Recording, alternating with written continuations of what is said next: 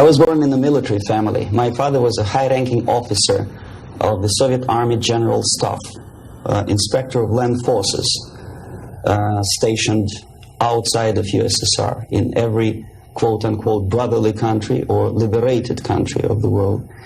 I graduated from Oriental Studies Institute, affiliated to Moscow State University, in 1963.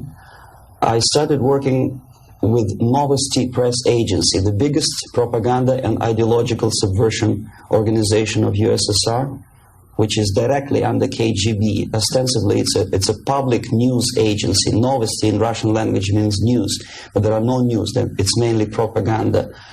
My first job was a translator with Economical Aid Group in India. We were building refineries and other industrial projects in public sector, socialist sector of India. My last job was press officer of the Soviet Embassy in New Delhi. I defected in 1970, landed in Canada, worked for several years as a producer of Canadian Broadcasting Corporation, overseas service in Russian language, similar to Voice of America. Then I was teaching at University of Toronto, Political Science Department, McGill University, Slavic Studies, and School of Journalism, Ottawa, in Carleton University in Ottawa. Last year, I joined a small Russian language publishing house here in Los Angeles, and now I'm a political analyst for weekly Panorama newspaper. Lumumba University language instruction was my so-called extracurricular activity, which is usually given to Soviet young communists as a non-paid job to prove loyalty to the party. I was instructing students from Asia, Latin America, and Africa before they entered an ideological indoctrination class. It was mainly Russian language instruction, after which the students usually joined 2-year or 3-year extensive course in Marxist-Leninist ideological indoctrination, plus their own subjects of their choice, medicine, physics, chemistry, whatever. If after 5 or 6 years studying, they are proven to be, well, flexible, loyal, cynical enough to follow the Soviet foreign policy, they are being transferred to a KGB school for a period of 2 years, after which they are being dispatched back to their native countries and become so-called sleepers. The word originated from sleeping. For several years, they sleep in their own countries doing nothing. Sometimes they're pursuing their own careers, become lawyers, doctors, teachers, taxi drivers, barbers, and they spring into action after many years of destabilization of their own countries as Soviet agents. Therefore, all of a sudden you discover well-established lawyers in a country like Nicaragua who are, for some strange reason, are bitterly against quote-unquote American imperialism and idealistically for Soviet Marxist-Leninist imperialism. I joined Novosti Press Agency before I graduated from the Oriental Studies Institute, where I studied Hindi and Urdu, 2 languages of Indian subcontinent. Urdu is the language of Pakistan and Hindi is the language of India. The journalistic part of my training was ordinary journalism, mass media, communication theories and studies. Together with that, we had a very extensive training in military, civil defense, intelligence, and ideological subversion. So even before I graduated, I started working with Novosti Press Agency, first as a translator, interpreter, and guide with foreign delegations who were invited to USSR and who were shown all the beauties of socialism and dispatched back to their countries to explain to their people how beautiful is socialism. My role was directly linked with KGB activities of brainwashing and psychological assessment of these guests. If they showed any sign of flexibility, which means they showed that they were recruitable, I passed them over to professional KGB recruiters, and from there on they were actively being involved in ideological subversion and propaganda, both in USSR and in their own countries.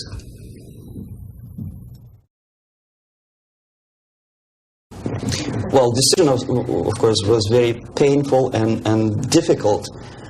But on the other hand, I didn't have any illusions or allusions about the Soviet system and communist or socialist system. It's the most rotten and unworking system in the world. Some people call it state capitalism, socialism, centralized planning, whatever. It doesn't really matter what kind of name you attach to the system. Basically, if you're a religious person, it's a devilish, satanistic system which appeals only to the most primitive, negative side of human nature. The basis of that system is denial of private property, human dignity, and personal responsibility, and of course any religious affiliation of a human being to God as a supreme being. My dissatisfaction, disillusionment, if you can call it, because I never was illusioned with the communism, started as early as from age 6, I guess. The first shock was after the Second World War, when most of the children of my age understood that United States is the friend with whom together Soviet people defeated Nazism, German fascism, all of a sudden turned into an enemy. And all of a sudden the propaganda turned 180 degrees around, and we were brainwashed in the spirit of hatred to everything which is American. But how could you explain to a child of 6 years old who owes his survival to American spam, condensed milk, egg powder, and things which you probably people never remember because nobody eats them these days, spam meat, you know what I'm talking about? How can you explain to them that these delicious things came from an enemy who wants to subvert and destroy us? It's impossible, because the child remembers when he was hungry, he was eating spam and drinking condensed American milk with the American eagle on the label. So all the efforts of the Soviet propaganda to convince me that America is bad was futile, naturally. That was the first shock. The second was this 20th Congress of the Soviet Communist Party, when Khrushchev revealed the atrocities of Stalin, terrorism, and murder, systematic murder of millions of innocent people. That was another greatest shock. And the third shock, of course, when I was already grown up, a student, invasion into Czechoslovakia in 1968. That was the last point. And when I was in India, acting as a Soviet official, a Soviet diplomat, I understood that sooner or later I have to defect and to explain what exactly I was doing in India. I fell in love with that country because at that time this country didn't do any harm to any neighbors, least of all to the Soviet Union. And yet we did so much harm to that country that I decided to defect and explain it, first to Indians, then to American politicians, intelligence communities, and media. Unfortunately, I didn't have much success because my stories were treated with a great skepticism. I was called paranoid, McCarthyist, fascist, Cold War maniac, and other names which I don't want to mention here. And it took me quite a number of years to understand that I'm talking to people who are trying to prevent average American from knowing the truth about communism. The basic methods are not that much different from activities of any public relation officer from any big company. Say Coca-Cola, I bet. They have their own department of public relations and press relations. But the ultimate goal, the ultimate purpose is different. If Coca-Cola wants to make profit and to sell more Coca-Cola to nations of the world, the Soviet Union, the ultimate purpose of the Soviet system is not to sell anything, least of all ideology, is to destroy the civilization on which the affluence and freedom based, and replace it with a system of total control over life of human beings, the system of total exploitation. That's the ultimate purpose. My specific measures, which I was forced to do, unwillingly of course, but I had to do them just to promote myself further and further, is bribery, corruption, befriending politicians, members of parliament, influential scholars, members of civil service, businessmen.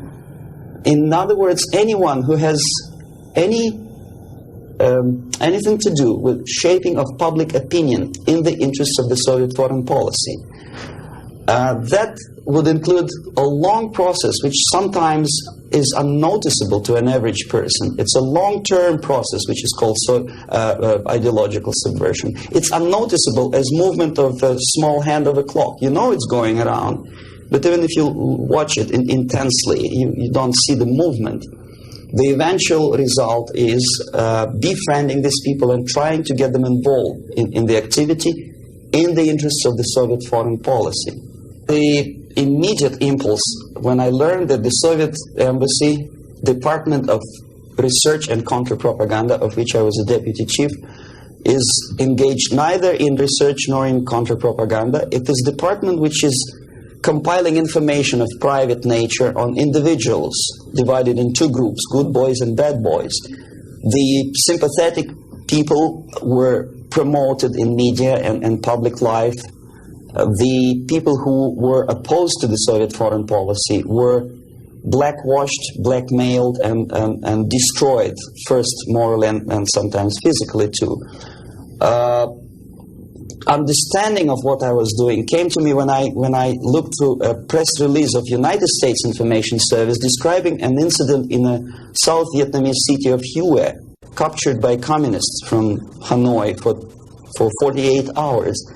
Then it was recaptured by United States and South Vietnamese armies, and to their horror they discovered that within 2 nights the communists could manage to round up more than 15,000 people and execute them. Most of these people were either sympathetic to United States or to the Western culture, or directly involved in activities supporting United States President in South Vietnam, agents of CIA naturally, even barbers because they know too much. They were executed, and United States intelligence couldn't figure out how could they possibly do it in such short period of time.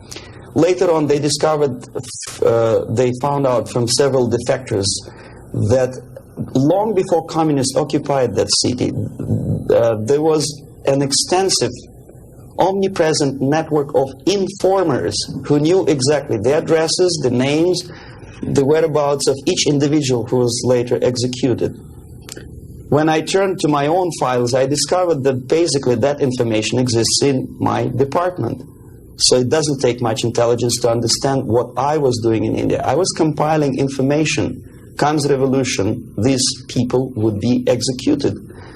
Indirectly, I was involved in a criminal activity, in mass murder. I decided to defect and explain it to Americans, and the response I already described. I was called a paranoid. But I decided to defect and try nevertheless. There's another long story. It's virtually impossible to defect in India simply because Indian government, under pressure from the Soviet government, if you can call them government. I don't call them government, I call them junta. They adopted a law as early as in 61 or 62, after Stalin's daughter defection especially. That law states that no embassy, no foreign legation on the territory of Indian Republic has the right to extend political asylum to any defector from any country, which is it's a masterpiece of hypocrisy. No other defector but a Soviet one needs a political asylum. If you are a Canadian or American, if you want to be nasty to your own government, the maximum you can do is just to pick up a phone and make a dirty phone call to your ambassador. Buy yourself a ticket and get lost. What happens to a Soviet defector under that law? If I knock a door of United States Embassy, by that law, the American diplomats have to turn me back to the Indian police, and Indian police takes me directly back to the Soviet embassy. And that's the end of my defection. So knowing that perfectly well, and having contacts both with Indian police and American media corps, I understood that the only way for me was to disappear for a while. And the best way I discovered was to mix with a group of hippies. Mind you, that was the time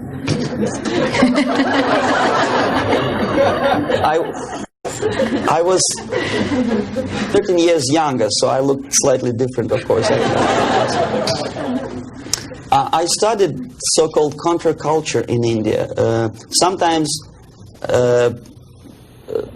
good, sincere young people who wanted to study Oriental mysticism and culture and religion, but most of them were simply easygoing individuals who were delighted with exotic life and the easiness with which they can purchase hashish and other drugs in India. And sometimes they traveled Indian subcontinent without any identification papers. So the best way to escape detection was to mix with the group of hippies and travel in India until the campaign in the media and in the police search will subside. All the newspapers in India carried my picture and announcement of the police that anyone coming forward with information about my whereabouts would receive 5,000 or 2,000 rupees. Knowing that perfectly well, I just walked India barefoot with beads and blue jeans, smoking hash and enjoying life. Until I found sympathetic journalists who smuggled me from India to Greece. Mind you, that was a military dictatorship at that time. Then only I approached American CIA, and they helped me to land in Canada as a legit, ordinary immigrant. So now I'm a Canadian citizen, as you can see from my patriotic tie. Canada is a kind of middle of the way, of the road country where there are so many various ethnic groups that another strange character who speaks both Russian and English and two Oriental languages, I didn't have any problem fitting into academic circles, and first being just a student at the University of Toronto, and later a producer with the Canadian Broadcasting Corporation. I think it was successful, and until and unless there will be follow-up to that movie, it will remain as an open wound in the United States, as a scare tactic, which in this particular case, I'm not sure whether KGB paid for production of that movie or not, but it's totally irrelevant. What is the most important, unless after seeing the tragic sequences of the nuclear attack, American population is not explained what to do about it. If you still stop at that and let it be, obviously, this is the scare tactic, this is the greatest harm done to United States by Americans, by American filmmaker. I bet Andropov and all his disinformation system could not possibly do that much harm to the United States. When you see something obviously sponsored by the Soviets, you understand, well, this is propaganda. You may or may not agree with this depending on your background and intelligence and education. But here it's a subtle approach, playing on the most sensitive strings of your soul, appealing to the most basic instincts of human nature, survival. But there are no answers. How to survive? Well, obviously, disarmament is not the answer, simply because some people naively expect Andropov to blush out of shame and reduce the number of warheads. It doesn't happen this way. We are facing unresponsive, irresponsible group of people for whom nuclear war is not a theory, it's a practice, and the military strategy of the Soviet Union is designed to do nuclear war and to survive and possibly to win.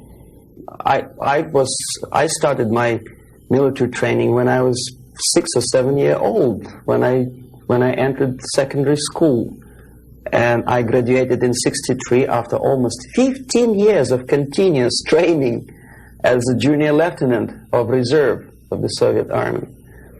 And psychologically, every Soviet citizen is well prepared for war, nuclear war. And technically, he is equipped with facilities and the knowledge how to use it in case of war or natural disaster. It doesn't matter. Survival tactics and survival methods are taught extensively in various manners. They are exposed to documentary movies about nuclear war. They know the technical data of radiation or contamination of air and land. They know the organizational patterns of civil defense to such an extent that even if there is no nuclear attack, even if there is conventional warfare, each individual at a certain time knows exactly where to go, what to do, where is the shelter, whom to call by telephone, which is not the case, unfortunately, in the United States. I think if a bomb, ordinary bomb, maybe a stink bomb is dropped in the middle of Los Angeles, most of the people will not die of atomic radiation. They will die of panic. They will run, and the traffic jams and the panic will kill more people than anything else. And where do they go? Is there any literature about how to protect an individual? Is the medical first aid treatment? It's not taught to kids in American colleges, unfortunately. For example, there's obvious tension in the world. Television newscasts inform American family about happenings in East and West Germany. And only at the last moment they decide to bring the canned food down to the basement. It's sheer idiocy. Why not to have them in the basement at peacetime? Number two, there's very realistic picture of what happens when the first nuclear bomb strikes a big city, Kansas City, I think. And people start, a big panoramic picture shows almost an anthill when people are disoriented totally. That would produce love in Russia, because unlike that, Soviets know exactly what to do. There'll be much less panic, if at all.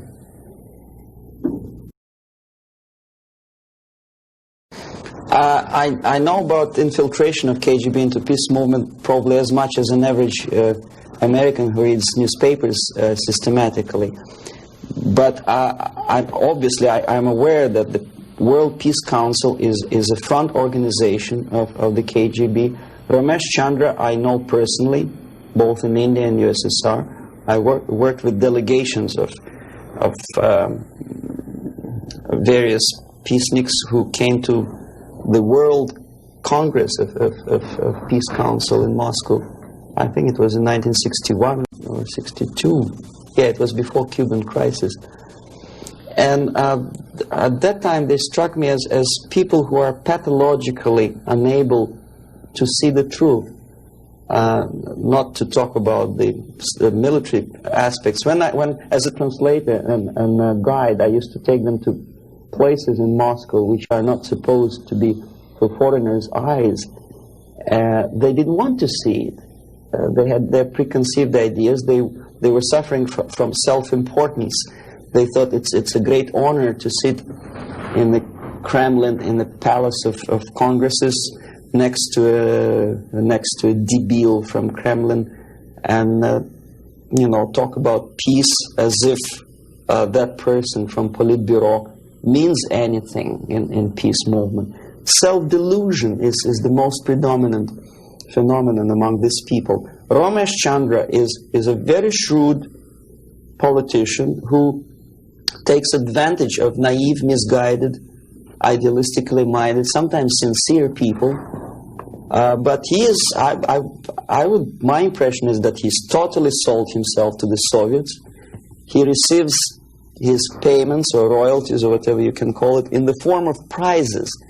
Of course, it's very embarrassing if you approach a person of his caliber with money, with cash, and say, "Here, Comrade Ramesh Chandra, there's money for your propaganda in the interests of the Soviet Union." It's very unpolite. So instead, the Soviet Union creates artificial international bodies such as Jawaharlal Nehru Peace Committee, which consists of various progressive leaders, writers. Sometimes they're known figures and philosophers, educationalists. Sometimes they probably feel that if there's no other possibility to express the desire for peace at least there is some legitimate overt activity where they can express themselves. That's okay. And they think they are too smart not to see that part of it is Soviet propaganda. Okay, we are smart. We are not going to allow them to use us for propaganda purposes. This is wishful thinking, because after 5 or 6 visits to USSR, everything is paid by the Soviet government.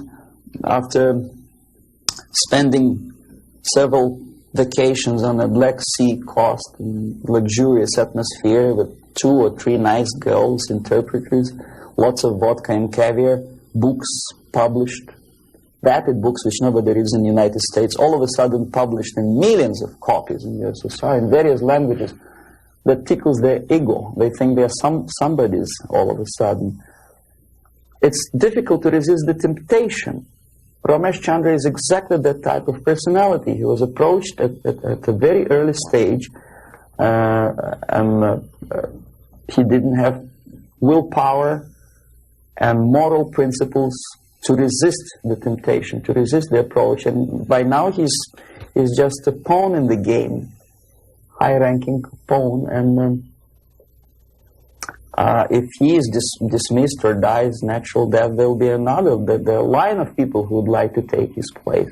Yes, KGB takes very active part in the peace movement, and if these people were sincere, as they say they are, they would start demonstrating in Kremlin, or I mean in Red Square, not in Washington, D.C., or in the Central Park in New York, or in Los Angeles. But they don't have courage, they don't have guts to go to Russia and protest against the nuclear armament of the Soviet Union. Therefore, I agree that they are misguided, but I think they are cowards. They are unprincipled, dishonest people. And there's no justification that they are misguided or poorly informed. It's their fault that they're poorly informed. There's enough information, there's enough possibility. In case of United States citizens, there's enough freedom to do what their consciousness should tell them to do. Go to Russia and protest against armament. It doesn't take much courage to take part in demonstration in Los Angeles. But if you're really genuinely concerned about peace, tell it to Brezhnev, tell it to Andropov, and we'll see how courageous and sincere you are. They don't do it. Well, the greatest strength, I think, is the basic principle of American democracy, common sense, and the value of the principles of private property and respect to human dignity and individual rights. The weakness is the permissiveness and lack of moral stamina, which, if you are a religious person, could be interpreted as probably alienation from religion, alienation from God. Thinking too much in materialistic terms, thinking in short span of time for pragmatic advantages, disregarding the perspective of civilization. Some philosopher, I forget his name, I was a bad student in Moscow, said that the level of civilization is in direct proportion to the time span that human being thinks in future, for future. The least civilized people live today, this minute. The more civilized nations think about tomorrow, 10 years from now, 100 years from now. Well, this is one of the definitions of... Unfortunately, Americans are made to think in shorter and shorter time span terms. This is the greatest weakness. So therefore, enjoy life and make love, not war. I think that willpower and revitalization of traditional moral values and principles is the most desirable thing now, today. The sooner the better. The things, the principles and values on which the affluence and success of American civilization depends and based upon should be immediately revitalized and brought back to school programs, to media, and let's face it, propaganda. I'm not afraid of this word, unlike the left liberal journalists who think, oh, well, it's propaganda. I don't see anything wrong in propagating the basic moral principles and values on which America is built. Willpower, faith, unshakable faith that this country, this civilization is right and the enemy is wrong. No amount or no number of nuclear warheads and no size of the army will help United States to survive, whether there's nuclear war or conventional warfare. Vietnam proved very clearly that with all the technology, with all the supersonic bombers and napalm and whatnot, electronic gadgets and cold beer and Coca-Cola, you cannot defeat an enemy unless you are fighting and have faith in the righteousness of your fight. So that's the most urgent thing, I think. Wake up and convince yourself that you are on the right side. There should not be no neutralism or objectivity. Or objectivity is good when you are discussing philosophical concepts. In today's world, if you are neutral, you are already an enemy of your own country. You have to actively take part of your country, your side. One of the reasons of my defection is that I took side. I was decided to take part, to take choice, to make my own personal choice. For some strange reason today it's very fashionable, it's considered to be an intellectual chic, not to take sides. Academic media, academic circles, Hollywood stars, politicians, they think it's very fashionable, it's intellectual to be non-allied, non-committed, neutral. It's not intellectual, it's suicidal.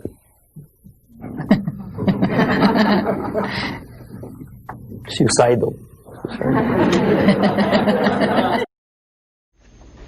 Okay, I'll start with a short explanation. I'm going to show you some slides now. The things that you're going to see, there's nothing new actually. They're reproductions from various media organs in the United States, USSR. Probably you see these pictures 100 times a day. I'm going to give you a different viewpoint on the same things, same facts that you see, and probably don't take much trouble to understand and think what you are seeing. I don't know if you heard my introduction. I'm an ideological subverter, yes, from Russia. Okay. Okay, it's the idea of showing the slides to you is just to provoke questions in your mind, and later on, if you still have patience with me, I will explain how exactly the system of ideological indoctrination and subversion works. Well, we know that we are living in a time of peace, and we know that recent walkout from the Geneva talks by the Soviets is centered around the nuclear arms and rockets. We don't see much about the Soviet preparedness, a Soviet viewpoint on the military strategy. Well, this is a selection of pictures, only pictures. Confucius said that one picture tells more than 1,000 words.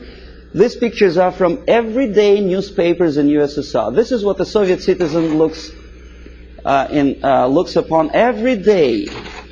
Basically, this is a militaristic spirit, pictures of foreign delegates observing the rockets passing the Red Square. The idea of invasion, unlike in the United States, is not being criticized by the Soviet media at all. On the contrary, it's being forcefully encouraged from the age of, say, 5 or 6 year old. Every Soviet student or schoolboy has to go through military training. This is a picture from a special military school where young kids, well, maybe 4 or 5 years old, are being trained to be future officers of the Soviet army. That's what they do when they grow up. These are the Soviet sailors, Navy officers in a foreign country. We criticize a lot American presence in foreign countries, but we never criticize and we never pay too much attention about these planes landing with ammunition and firearms in, say, countries like Ethiopia. These are the pictures in Time magazine which probably you've seen and then forgotten about it. These are the Soviet tanks on foreign territory. Are there any protest demonstrations in Los Angeles or New York City? No. These are the Soviet military advisors. Nobody tells them, Russians, go home. How it starts? The media obviously plays a great role. This is a political cartoon from a Western newspaper. You see, it was published sometimes after the Second World War. These 4 columns of peace, pay attention to whom they are being erected. Roosevelt on the left, Churchill on the right, and Stalin in the middle. A peacemaker, Stalin. Okay, this is another thing. Chicago Tribune, January 1945. Destiny's Child. New Year, 45, is born. Look who is looking with love and affection. Churchill, Roosevelt, Chiang Kai-shek, and Stalin. And this is how the Soviet media describes Churchill as a warmonger. Искусство, Moscow, 1951. This is how the Soviet media presents American militarism linked with Nazism. This is how the Soviet media illustrates South African colonialism, not much different from a political cartoon in New York Times or Los Angeles Times. As a matter of fact, almost similar. Growth of inflation due to military expenses. A political cartoon from Pravda newspaper. It could be published as it is in Los Angeles Times. Nobody would wonder. NATO is criticized by the Soviet media, but so it is by the American media. Law and order, justifying the former military criminals. This picture. This is what this is a number of books which I selected in an average university bookstore. Most of them are left-wing propaganda. Erich Fromm, May Men Prevail. The Indochina story, of course, from the viewpoint of left. Lenin's work, How to Deal with Communists, by a former ambassador to USSR. Marx and Engels, Lenin, Herbert Marcuse. The Communist Movement. These are the books which are included in the list of reading for an average student of political science department in any college of Canada or United States. These are the books which are on sale in United States and Canada. Soviet propaganda. These are the booklets and magazines published by Novosti Press Agency, for which I worked for 12 years. No restriction for these booklets. I found them on the campus of Toronto University. Half of these books I edited myself when I was working for Novosti in Moscow. This is a very interesting thing. It doesn't say much unless I explain what it is. These are the seals attached to crates of books imported from USSR to Montreal. As you can easily see, the seal is unbroken, which means that the customs in Canada didn't bother to see what's inside. And as I know from my personal experience, we used to import machine guns, AK-47 and ammunition through India to Bangladesh in exactly the same crates, signed printed matter to Dhaka University. This is what editor of Time magazine suggests you to read at the time of invasion, fall of Southeast Asia to communists. Solzhenitsyn's Gulag Archipelago is on the bottom of the list according to the editor's choice. Why on bottom of the list? These are the books which are never included in the list of compulsory reading to in any university or college in United States or Canada. Look what the student is missing. The Death of Stalin, Childhood in Prison, Ferment in Ukraine, Russian Secret Service, The Great Terror. These are the books which for some strange reason Americans are denied the freedom and right to read. Why America is in global retreat? Have you ever seen this book on a campus? No, of course not. I know that. Anthony Sutton, National Suicide. Have you ever had a chance to read that book? Oh, you had? Well,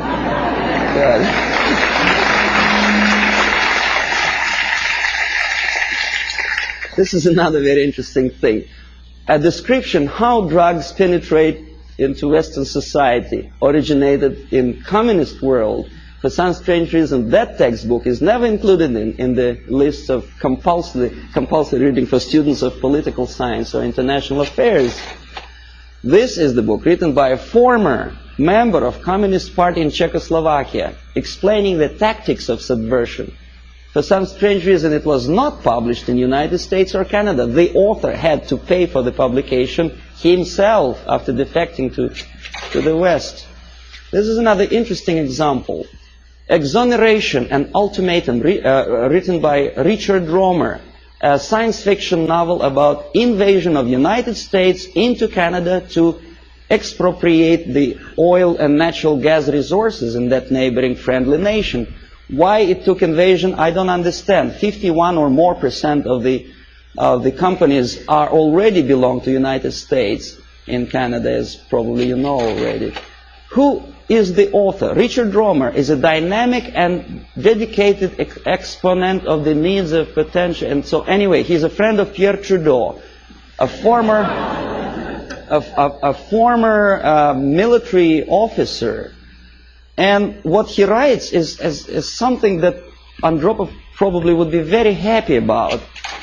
He describes a situation when the only thing that saves Canada from United States military occupation is a call from Andropov to the President of the United States, threatening him with the reply or with the military answer to an invasion of Canada by United States.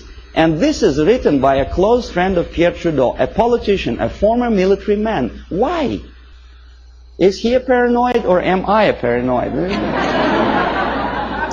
These are the three books published almost simultaneously, sometimes in the middle of 70s. CIA and the Cult of Intelligence.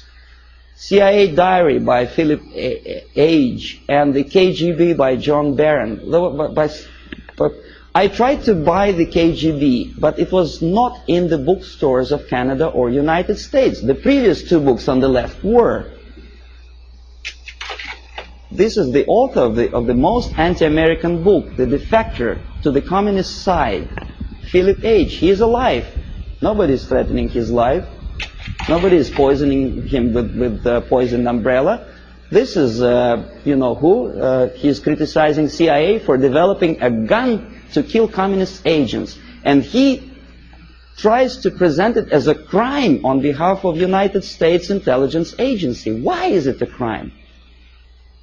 To defend you from the communist agents and to develop a secret gun, which is silent, is a crime. Is there any logic? I don't see any. This is the fellow who also criticizes the United States CIA for developing technical means of bugging USSR embassies on the territory of United States. Why not? I don't see any reason why not. But Mondale obviously does. He knows better. These are the authors who published lists of American agents stationed all over the world. They are alive. They actually made quite a lot of money on that publication. And this is the victim. The chief of CIA in Greece was killed when the book of the previous two Americans was published. This fellow is dead. The other two are not. Siberia in 1971 was visited by a group of politicians from Canada. And this is the report about that visit. This is the group. We're shaking hands with the Soviet ambassador. This is a Soviet technical miracle. A pipeline on thermofrost or something. In other words, what Canadians were doing in early 60s is presented to Canadian public as an achievement, a great technological achievement in USSR. This is the route of their travel in Siberia. The Canadians covered that much of distance. Please remember that map. I will come back to that question.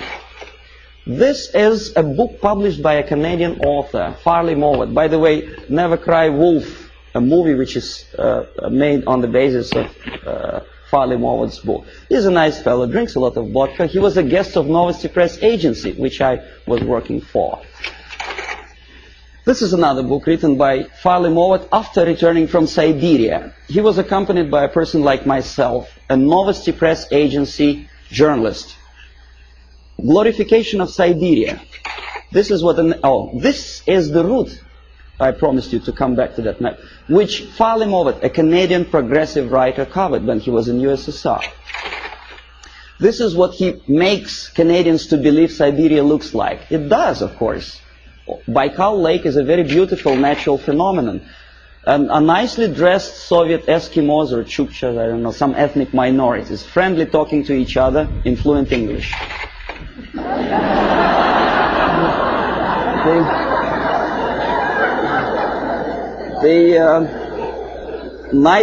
Nice motel somewhere in the middle of Siberia. Huge hydroelectrical projects. It is true, it is built, but they never mentioned by whom. And this is what I eventually wanted to show you. These are the two routes. First one in red ink by Canadian government delegation. In blue ink by the author Farley-Mowat, accompanied by Novosti Press Agency. The black dots are locations of Soviet concentration camps. These people were shown the places where the slave labor is being used by the Soviet government, if you call them government. I call them junta of mass murderers. But there is not a single mentioning, not a word, that those beautiful electric stations were built by slave labor. This is what Canadian reader will never see in the report by Canadian politicians or the progressive writer Farley-Mowat. You say, well, that's Russia. This is not a kindergarten. This is a prison for children of prisoners. These are the houses. If an American contractor would build a house like that, I think he will end up in jail. But this is what is being shown to some naive foreigners as achievements of Soviet technology. Naturally, if you follow the editor's choice and advice, you will never understand that the description, the most detailed description of Soviet concentration camp system is put on the bottom of the list. You say, well, maybe in USSR the concentration camp is nothing surprising. Well, this is a concentration camp in Southeast Asia, in Cambodia. Same thing. Slave labor. This is what happens to slave laborers when they don't obey the orders. They are being executed, not by firing squad, because bullets are too expensive, by shovels, crushing skulls. This is the victory of communism for you. This is what happens to their children. And this is the originator of this slaughterhouse, Cambodian Premier Pol Pot, during interview with Time magazine. Very nice, plump, fatherly image. You are made to believe that Holocaust happened during the Second World War is something that may happen again. It may. But the originator of it may not necessarily be the Nazis. We don't have any Nazi submarines roaming around the shores of the United States and Canada. We have liberation forces. That's what Holocaust. This is happening right now, after the so-called National Liberation Movement. This is a still from a movie, Holocaust, a television production. The Nazis are shooting the prisoners, the Jews. We are made to, well, it's horrible, of course, there's no denial. It happened many years ago, and the tactic, which I will explain you later if you have patience with me, is side-tracking your opinion from present danger to the past. From this is present time, this is past time. This is happening right now in Asia, Africa, and Latin America. Is there any movie about Holocaust which happens now? No. This is what happens in, well, it did happen in Rhodesia before it becomes Zimbabwe. It's a black girl, by the way, not a white one. This is the result of the socialist movement. These people were killed by those who are now in power in Zimbabwe. And we call them reverend bishops or whatever. This is the supply of Soviet arms to Rhodesia before it turned into Zimbabwe. And this is a very interesting picture. A poor South African is showing his internal passport, saying that there's no freedom and he has to live wherever he is assigned to live by the police. For some strange reason, not a single media outlet in the United States makes a comparison, because in Russia every citizen has a passport like that. And the Asian ethnics in USSR do not have the right to live in those areas which are designed for the whites, and the other way around. But we are getting emotional about this passport. Why not about Soviet passport? The answer is flowing in the wind, how they sing. Okay, the feeling of guilt.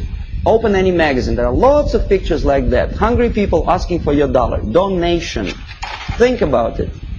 Emma De Leon has no one else to turn to except you. See how many pictures? I collected them within 1 week. And who helps them? Rock stars. Through United Nations, UNICEF. And how they use this money? They buy arms.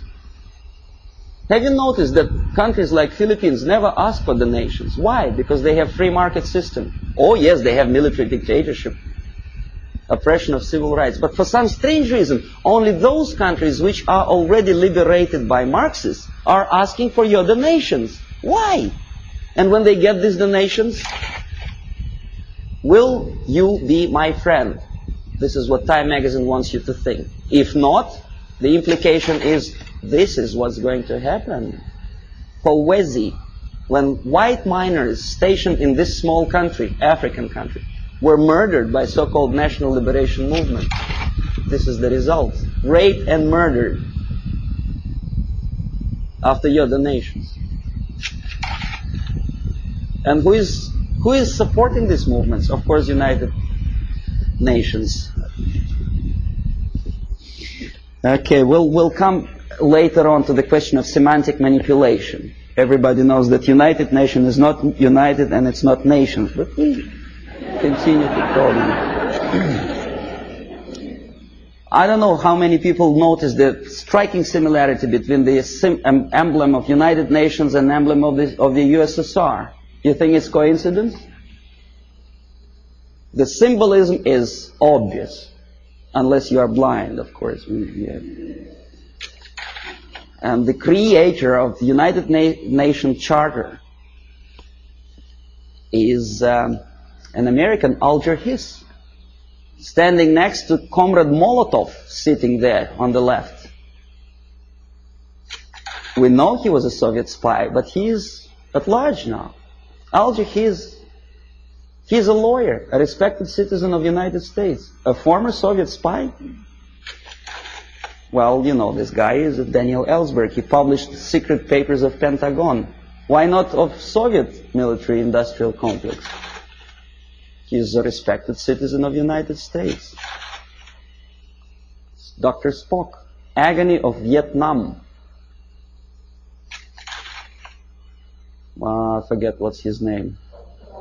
Oh, yeah. How many men has to die before they understand I don't remember the lyrics of the song, but it was a very impressive song. When I was a Soviet student, I almost cried when I listened to that. And I thought, my God, what a nice fella. John Baez, very nice couple of kids. Jane Fonda, she was crying on location in Vietnam, beautifully filmed by American Hollywood filmmakers. What is she doing now? Did she ever defend both people? Did she say a word in defense of Vietnamese? or say about horrors of coming out of this. No, she's busy preaching the health or whatever. And also, she takes part in demonstration against South African racism. Not about this. And not about this. This is liberation movement warriors. Jane Fonda didn't say anything about that racism. A black killed by blacks simply because he is anti-communist. That's just a symbolic picture. Okay, now next thing, I'm going to show you some slides which are also nothing sensational, but may provoke some questions in your mind. Maybe not.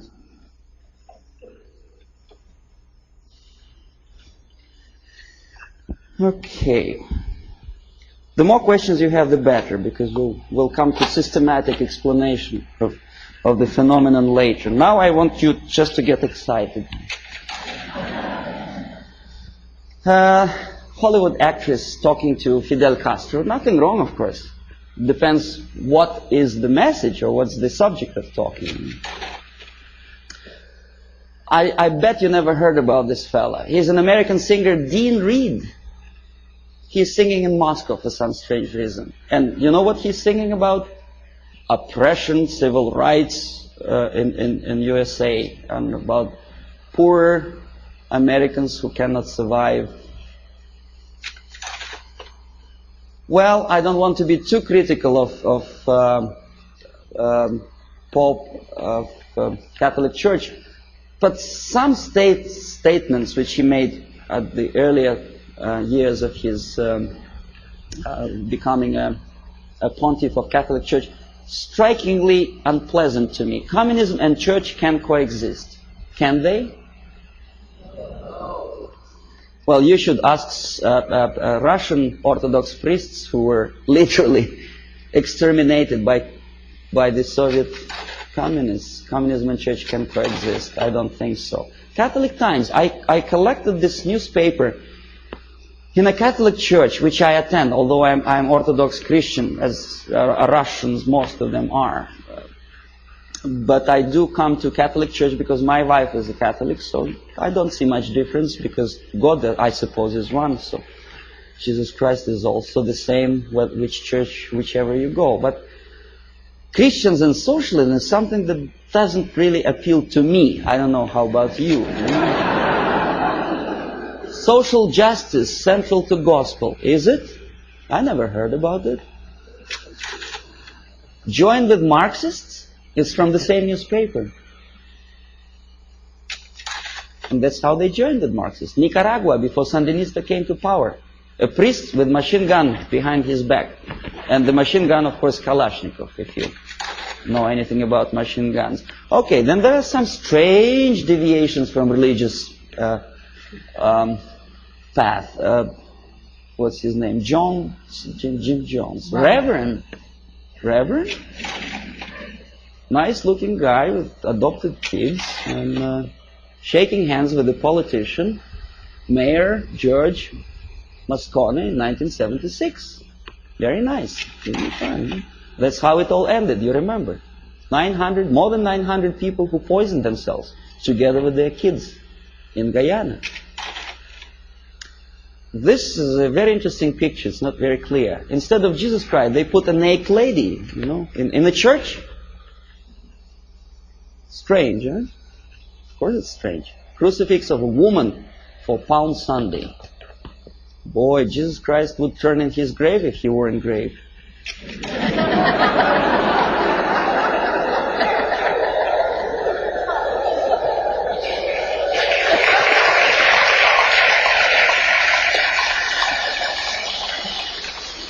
Now this is something that also indicates some strange occurrences within the framework of organized religion. In Struggle, a paper with hammer and sickle, published by a Canadian group of Trotskyites, very dynamic, extremely radical group.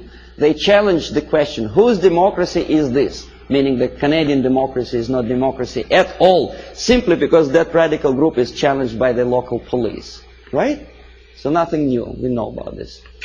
But look where this paper is being distributed. Political repression, Friday, October, Battle Street, United Church. Strange, huh? See, this is the same leaflet, enlarged. This is another thing. President Carter handed over an antique crown belonged to Church of Hungary to the present communist regime of Hungary. Why? I don't understand. To make them friendlier to church? I doubt. Feminist movement. I don't know how you feel about feminism. I don't think that to be equal with men, you have to politicize your movement. You cannot legislate equality. You have to be equal. But that distracts your mind from real issues of family, loyalty, and well, if you feel moral foundations, and they make a great political capital on that. First Lady of the United States sitting to some kind of, I forget what her name was, exposing her tits to the media. I mean, this is, and by the American media standards, this is something normal, acceptable. A First Lady of the United States together with a lady who burns her bra. I don't know. Well, ladies in the army, of course, I don't know what's your opinion. I never heard about girls in the Soviet army, especially in the infantry force, simply because when they have period, that may create a problem for invasion of, say, Afghanistan.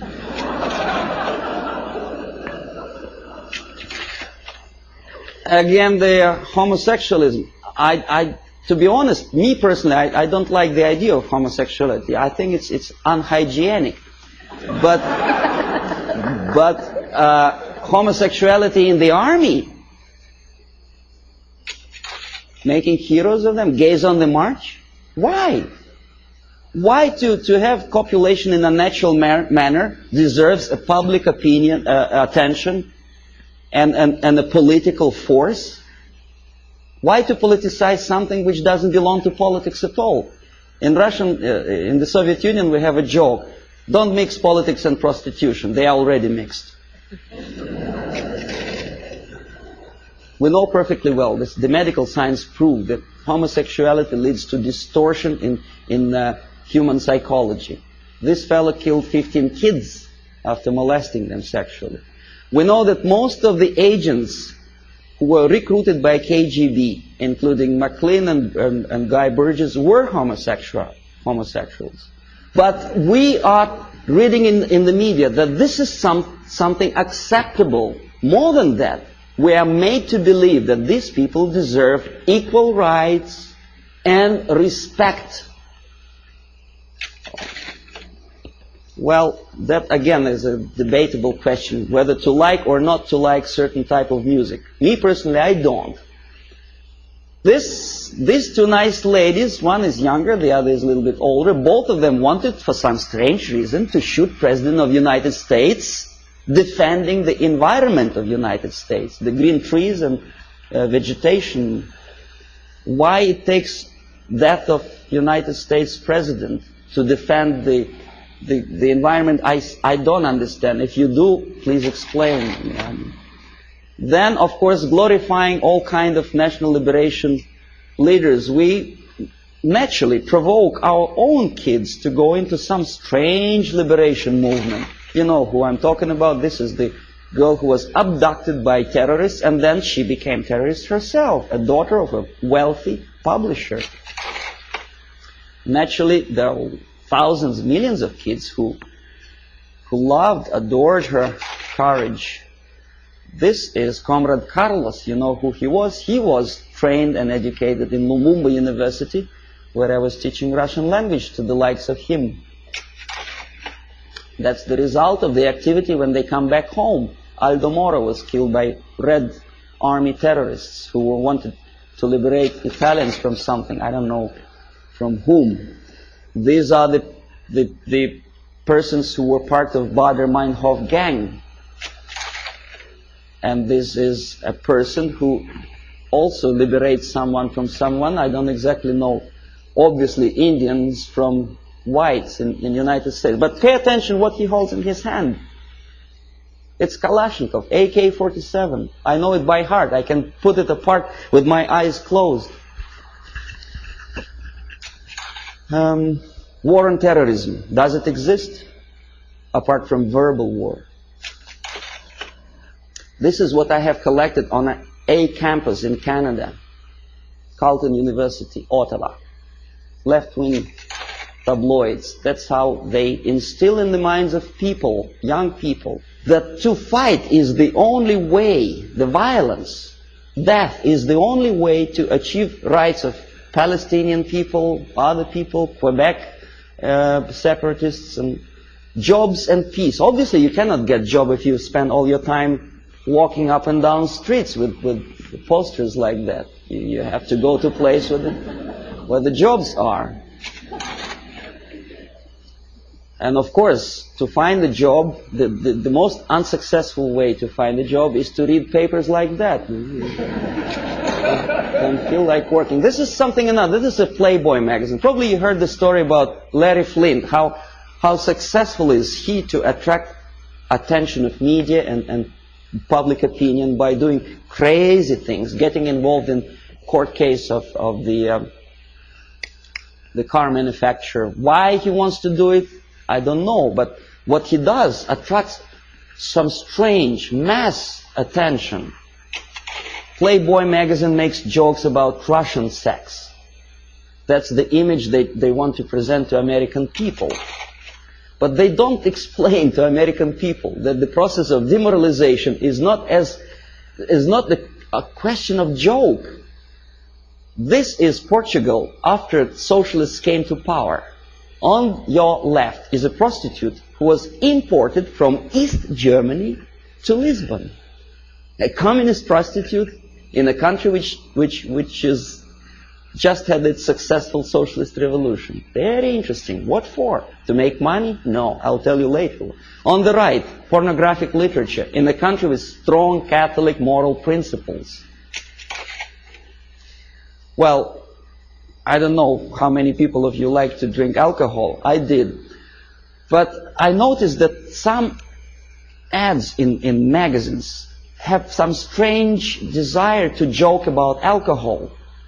And the jokes are closely related to justification of Soviet, Russian presence. A prominent Russian joined the secret service. Something to joke about while you drink vodka.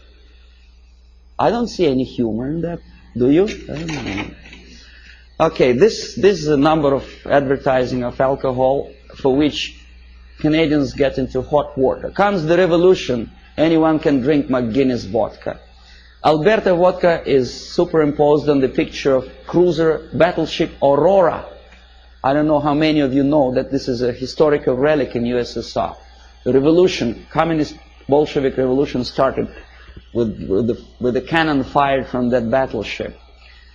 And obviously Soviet embassy was insulted, so they sent a protest note to Pierre Trudeau. And the picture was removed from the magazine. When I was teaching at Carleton University in Ottawa, my superiors forced me to do an IQ test with two groups of my students. The idea was to answer about 100 questions, to give answer, yes, no, or undecided. The more undecided or negative answers you give, the more, according to the compilers of this test, you are adaptable and useful to society. The more positive answers you give, the more questionable is your adaptability and usefulness for your country. This is explanation how to score, how to count the scores. And now see the questions. Telling dirty joke is bad. A good soldier is a patriot. Yes, no, or undecided. Think about it. Every communist should be run out of the country. Yes, no, or undecided. The Bible is the greatest source of truth. Right? God is everywhere. A person who kills another person is a murderer. Yes, no, or undecided.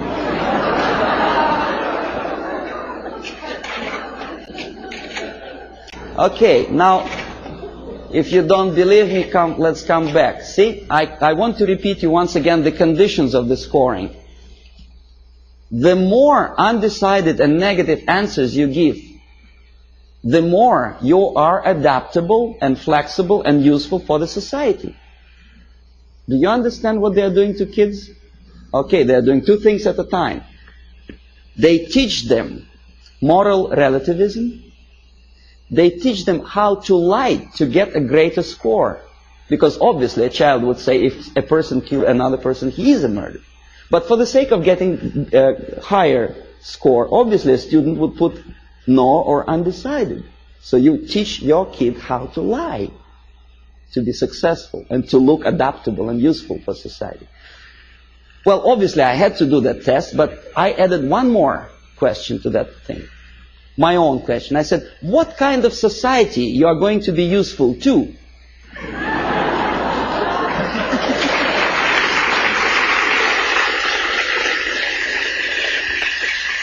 And most of my students give me an excellent answer. They say, a society where there is no moral principle, no respect to God, love, family, and working ethics.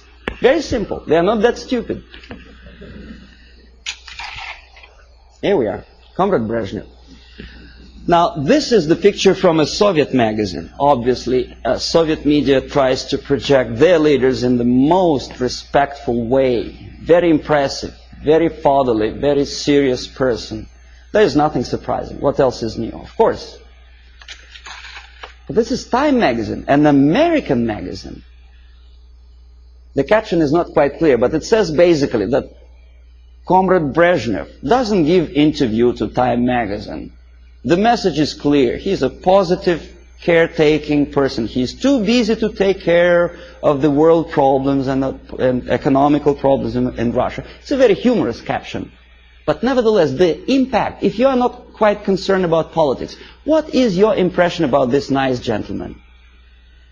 Nice, smiling, tired, well. And this is how media presents your leaders.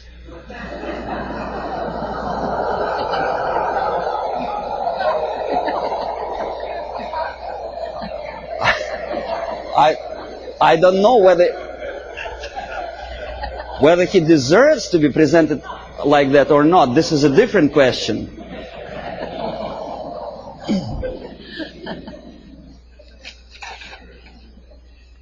This is Prime Minister of Great Britain about 10 years ago, together with Beatles. You may or may not like Beatles. Me personally, I don't like them. But a Prime Minister of a country together with entertainers. The Queen, Her Majesty Queen, knighted Beatles, a highest honor which previously in all times was given only to the most deserving patriots of the British Empire, was given to a bunch of monkeys.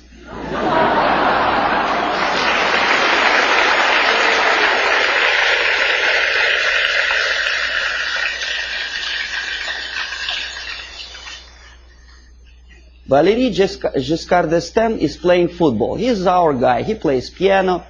No, never mind what he does for politics or world problems. He's nice, charming personality.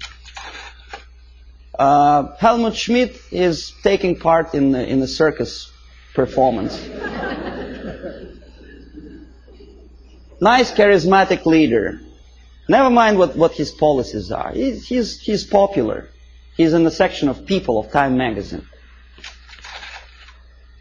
First Lady of United States together with the pop singer, folk song singer. Well, so what?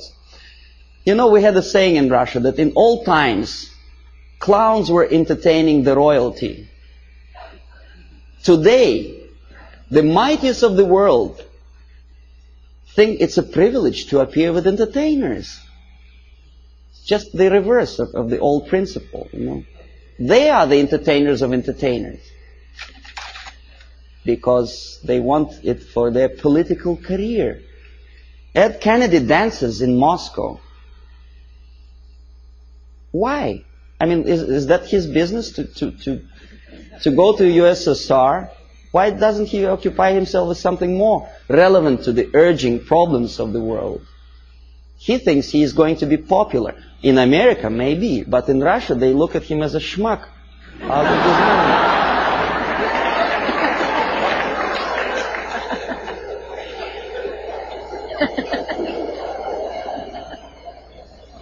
Senator McGovern is talking to a gorilla somewhere in Africa. Not the gorilla monkey, but a young member of National Patriotic Movement. The movement which is indoctrinated by the Soviets, armed and paid for. He thinks he's smart and he's something to admire. I bet the guys who are standing behind don't think this way at all. Well, Kissinger just by mistake is here. Would you buy a second-hand car from this?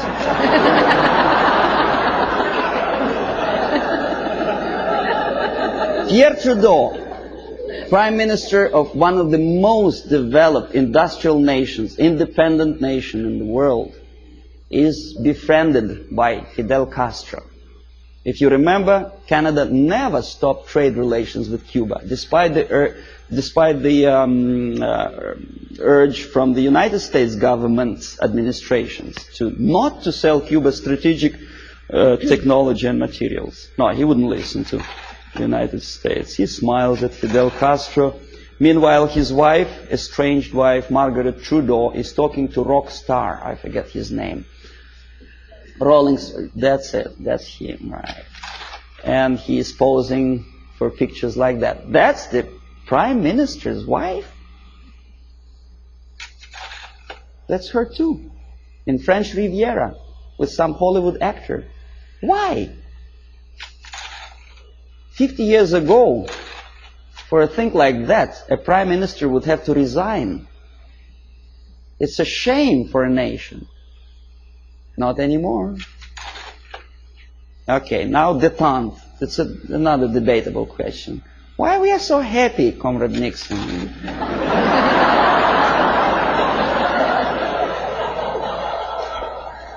What is so funny? I would like to ask. Yeah, smile again. Why? He's standing next to a mass murderer and he's smiling. Why? Pierre Trudeau also attentively listens to Comrade Brezhnev's, I don't know what. West German Chancellor is helping Comrade Brezhnev to stand up because the senile leader of Russia is unable to stand up without Western aid.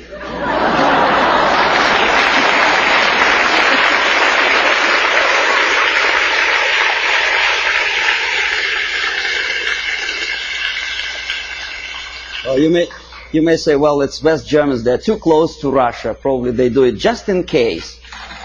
Okay, here's the same thing. Carter is helping. The president of the mightiest power in the world, United States, is helping Comrade Brezhnev. You remember the incident when Brezhnev almost stumbled down the staircase somewhere in Vienna, of course.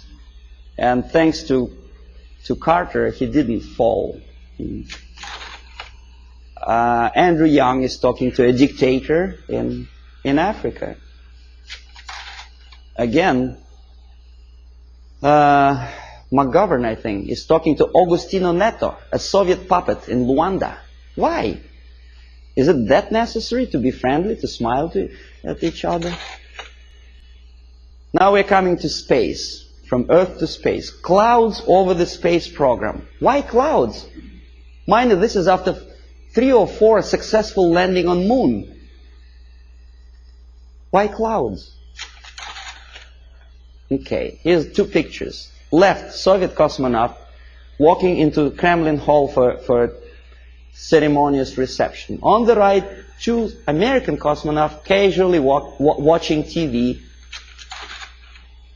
On the top, Soviet Politburo talking to the space pilots on orbit.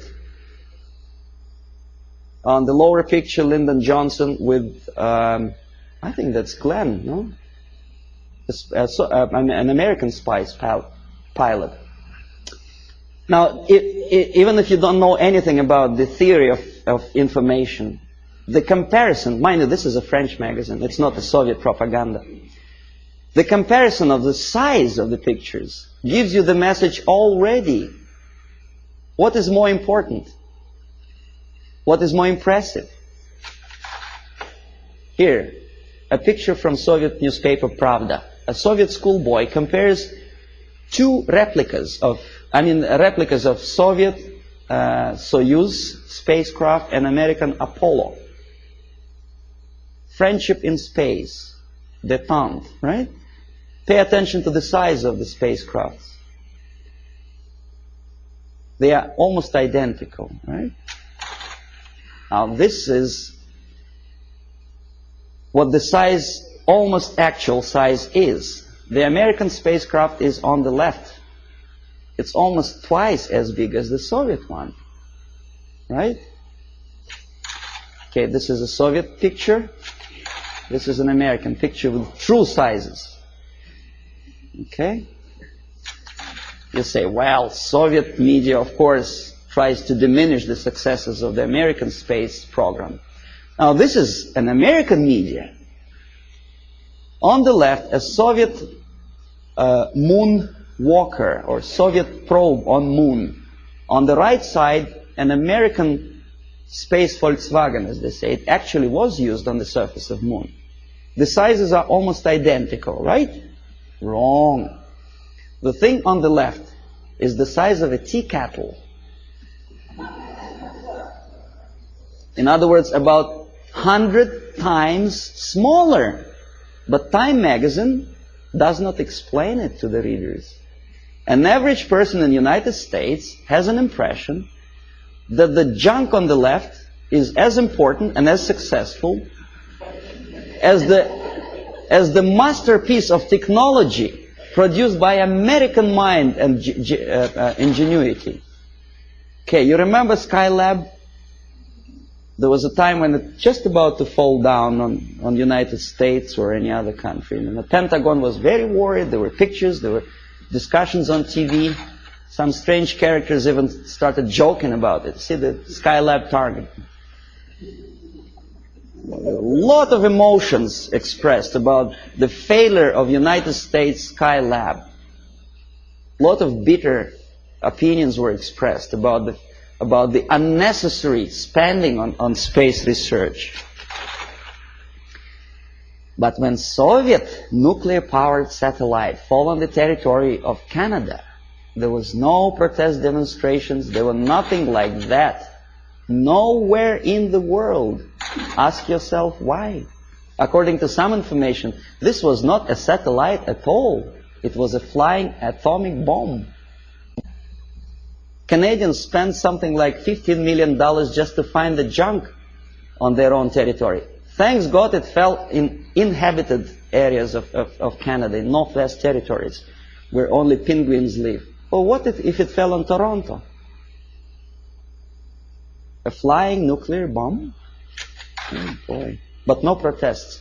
Here, Soviet ambassador Anatoly Dobrinin happily looking at the linking of American and Soviet spacecraft. In where? In American Grounds Control Center. This is a picture from Time magazine. This is also a picture from Time magazine. Soviet citizens are watching the same moment, linking of spacecraft. Think about it. Compare. Here, happiness. On the right, American representative of the NASA and Dobrinin, very happy. That's how ordinary Soviet citizens think about the farce in space. They understand perfectly well that linking spacecraft in space is just a fake. It doesn't mean anything. Look at their faces. They are sad. A dream was realized. Was it worth the price? pessimistic question, right? After all the successes of American space program, the media tries to instill in your mind a doubt, pessimism. Why? Oh, this is a frog. I don't know how much you know about frogs. I'll tell you that a frog can see a mosquito only if it moves across the area of its vision. If a mosquito quietly sits on a grass blade, the frog doesn't notice it. That's the attitude of American media. They do not notice problem unless it moves, and moves close to Hilton where they station.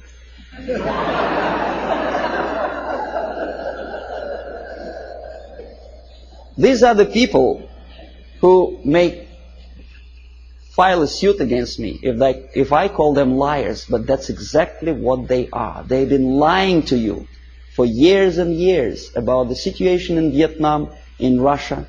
They were selling commercials, deodorizers and cars. And they sold you a rotten information, disinformation of what happens in the world. They have a vision of frog, but they look like semi-gods to you.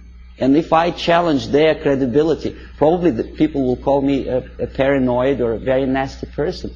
I may be a nasty person, but that's my opinion. I was a person who used to take these people for a ride when I was working for the Soviet side. Okay, if you don't believe me here, one of the most conservative newspapers, in this particular case it's a Canadian newspaper, the Globe and Mail, editorial page. Nothing special, right? The malaise of liberal democracies.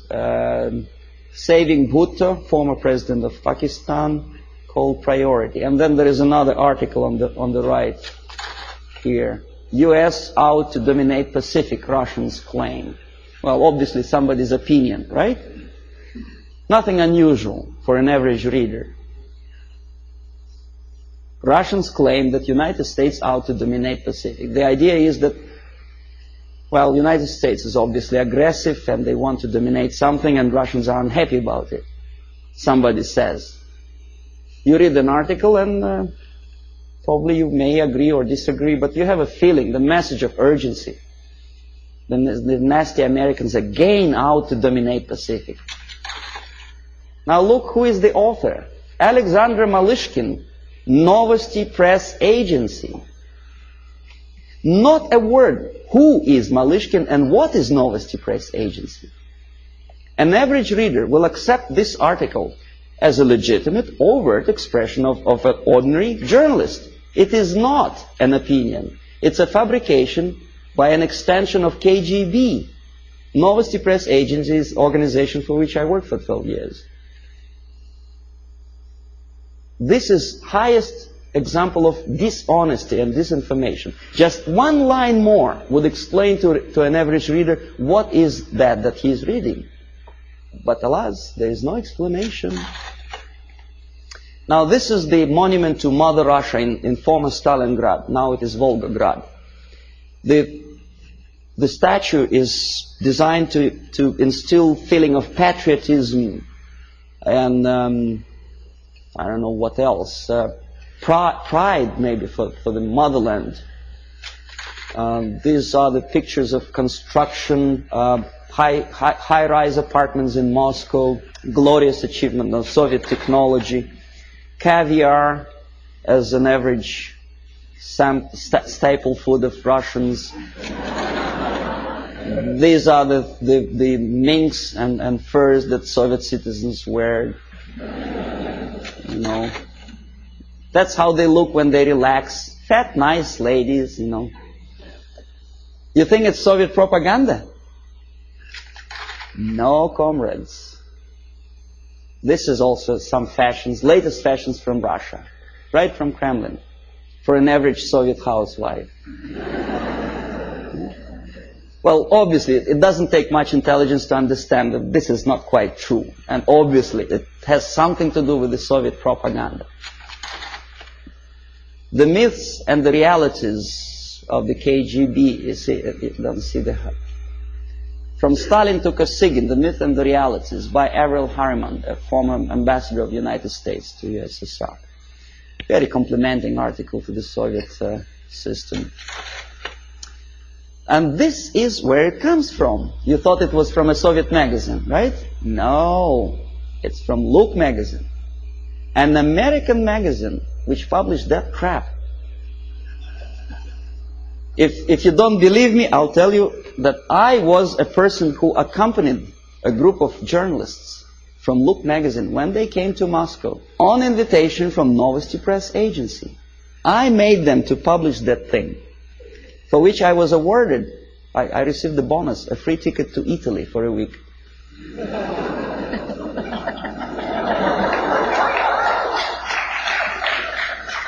Now, this is look like sheer high-class idiocy, but unfortunately, this is exactly what happened. It didn't took me much effort to convince the Americans, to tell the American journalists from Look magazine, to bring back this magazine, to dedicate the whole issue to the glorious anniversary of Soviet Revolution. This is what you were reading in your American magazine. This is how an average American perceived the Soviet way of life. A happy Soviet citizens. This is what an average girl in Russia wears. This is what they eat and drink. This is how they build their apartment houses. And this is how they're fiercely patriotic. Amazing. Anyway, so I will explain you how it all happens. The last two pictures I will not comment. I want you simply to look close into these eyes.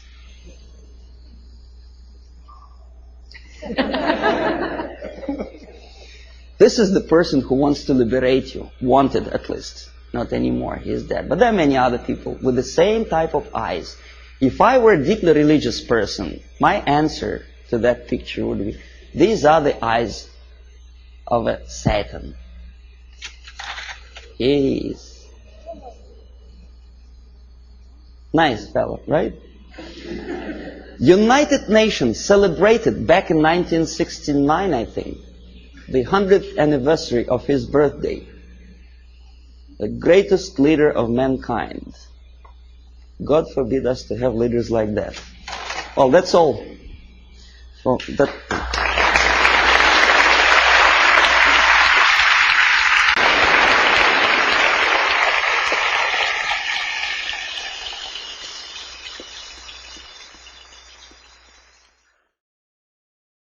Subversion is the term, if you look in a dictionary or criminal code to that matter, usually is explained as a part of activity to destroy things like religion, government, system, political, economical system of a country. And usually it's linked to espionage and such romantic things as blowing up bridges, sidetracking trains, cloak and dagger activity in Hollywood style. What I'm going to talk about now has absolutely nothing to do with the cliché of espionage or KGB activity of collecting information. So the greatest mistake or misconception, I think, is that whenever we are talking about KGB, for some strange reason, starting from Hollywood movie makers to professors of political science and quote-unquote experts on Soviet affairs, or Kremlinologists as they call themselves, they think that the most desirable thing for Andropov and the whole KGB is to steal blueprints of some supersonic jet, bring it back to Soviet Union and sell it to the Soviet military-industrial complex. It's only partly true. If we take the whole time, money, and manpower that the Soviet Union and KGB in particular spends outside of USSR border, we will discover, of course there are no official statistics, unlike with CIA or FBI, that the espionage as such occupies only 10 to 15% of money, time, and manpower. 15% of the activity of KGB. The rest, 85%, is always subversion. And unlike a dictionary of English, Oxford Dictionary, subversion in Soviet terminology means always a destructive, aggressive activity aimed to destroy the country, nation, or geographical area of your enemy. So there's no romantics in there, absolutely. No blowing up bridges, no microfilms in Coca-Cola cans, nothing of that sort. No James Bond nonsense. It's most of this activity is overt, legitimate, and easily observable if you give yourself time and trouble to observe it. But according to the law and law enforcement systems of the Western civilization, it's not a crime. Exactly because of misconception, manipulation of terms. We think that subverter is a person who is going to blow up our beautiful bridges. No. Subverter is a student who comes for exchange, a diplomat, an actor, an artist, a journalist like myself was 10 years ago. Now, subversion is an activity which is a two-way traffic. You cannot subvert an enemy which doesn't want to be subverted. If you know history of Japan, for example, before 20th century, Japan was a closed society. The moment a foreign boat comes to the shores of Japan, the Imperial Japanese Army politely tells them to get lost. And if American salesman comes to the shore of Japan, let's say 60 or 70 years from now back, and says, oh, I have a very beautiful vacuum cleaner for you, you know, with the good financing, he says, please leave us, we don't need your vacuum cleaner. If they don't leave, they shoot them to preserve their culture, ideology, traditions, values intact. You were not able to subvert Japan. You cannot subvert Soviet Union because the borders are closed. The media is censored by the government. The population is controlled by the KGB and internal police. With all the beautiful glossy pictures of Time magazine and Magazine America, which is published by the American embassy in Moscow, you cannot subvert Soviet citizens because the magazine never reaches Soviet citizens. It's collected from the newsstands and thrown to garbage can. Subversion can be only successful when the initiator, the actor, the agent of subversion has a responsive target. It's a two-way traffic. United States is a receptive target of subversion. There is no response similar to that one from United States to the Soviet Union. It stops halfway somewhere. It never reaches here. The theory of subversion goes all the way back 2,500 years ago. The first human being who formulated the tactics of subversion was a Chinese philosopher by the name of Sun Tzu.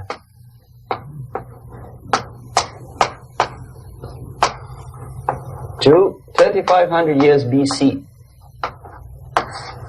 He was an advisor for several imperial courts in ancient China.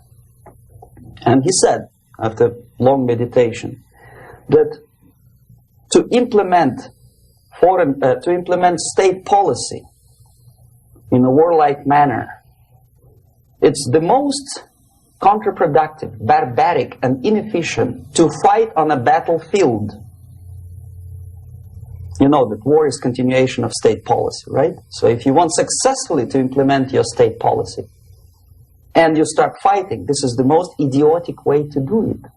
The highest art of warfare is not to fight at all, but to subvert anything of value in the country of your enemy, until such time that the perception of reality of your enemy is screwed up to such an extent that he does not perceive you as an enemy, and that your system, your civilization, and your ambitions look to your enemy as an alternative, if not desirable, then at least feasible. Better red than dead. That's the ultimate purpose, the final stage of subversion, after which you can simply take your enemy without a single shot being fired, if the subversion is successful. This is basically what subversion is. As you see, not a single mentioning of blowing up bridges. Of course, Sun Tzu didn't know about blowing up bridges. Maybe there were not that many bridges at that time. But the basics of subversion is being taught to every student of KGB school in USSR and to officers of military academies. I'm not sure if the same author is included in the list of reading for American officers, to say nothing about ordinary students of political science. I had difficulty to find the translation of Sun Tzu in the library of a university in Toronto and later on here in Los Angeles. But it's a book which is not available. It is forced to every student in USSR. Every student who is taught to be dealing further in his future career with foreigners. What subversion is? Basically, it consists of 4 periods, time-wise. If we start from here and go this way, time, right? This is the beginning point. The first stage of subversion is the process which is called, basically, demoralization. It says for itself what it is.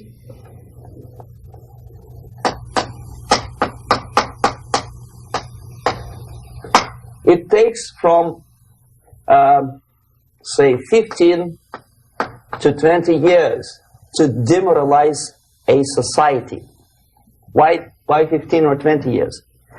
This is the time sufficient to educate one generation of students or children. One generation, one lifetime span of a person, a human being, which is dedicated to study, to shaping up the outlook, ideology, personality. No more, no less. Usually it takes from 15 to 20 years. What it includes? It includes influencing, or by various methods, infiltration, propaganda methods, direct contacts, doesn't really matter. I will describe them later. Of various areas where public opinion is formulated or shaped. Religion, educational system, social life, administration, law enforcement system, military, of course, and labor and employer relations, economy. Okay? 5 areas. I will not write them down because we will not have enough space. Sometimes when I describe all the methods, students ask me question, are you sure this is the result of the Soviet influence? Not necessarily. You see, the tactic of subversion, about which I'm talking, is similar to the martial art, the Japanese martial art. If some of you are familiar with that tactic, probably you will remember that if an enemy is bigger and heavier than yourself, it would be very painful to resist his direct strike. If a heavier person wants to strike me in the face, it would be very naive and counterproductive to stop his blow. The Chinese and Japanese judo art tells us what to do. First to avoid the strike, then to grab the fist and continue his movement in the direction where it was before, right? Until the enemy crashes in the wall. You see? So, what happens here? the target country obviously does something wrong, if it's a free democratic society, there are many different movements within the society. There are obviously, in every society, there are people who are against this society. They may be simple criminals, ideologically in disagreement with the state policy, conscientious enemies, simply psychotic personalities who are against anything. Right? And finally, there are a small group of agents of a foreign nation, bought, subverted, recruited. Right? The moment all these movements will be directed in one direction, right? This is the time to catch that movement and to continue it until the movement forces the whole society into collapse, into crisis, right? So that's exactly the martial art tactic. We don't stop an enemy. We let him go. We help him to go in the direction we want them to go. Okay?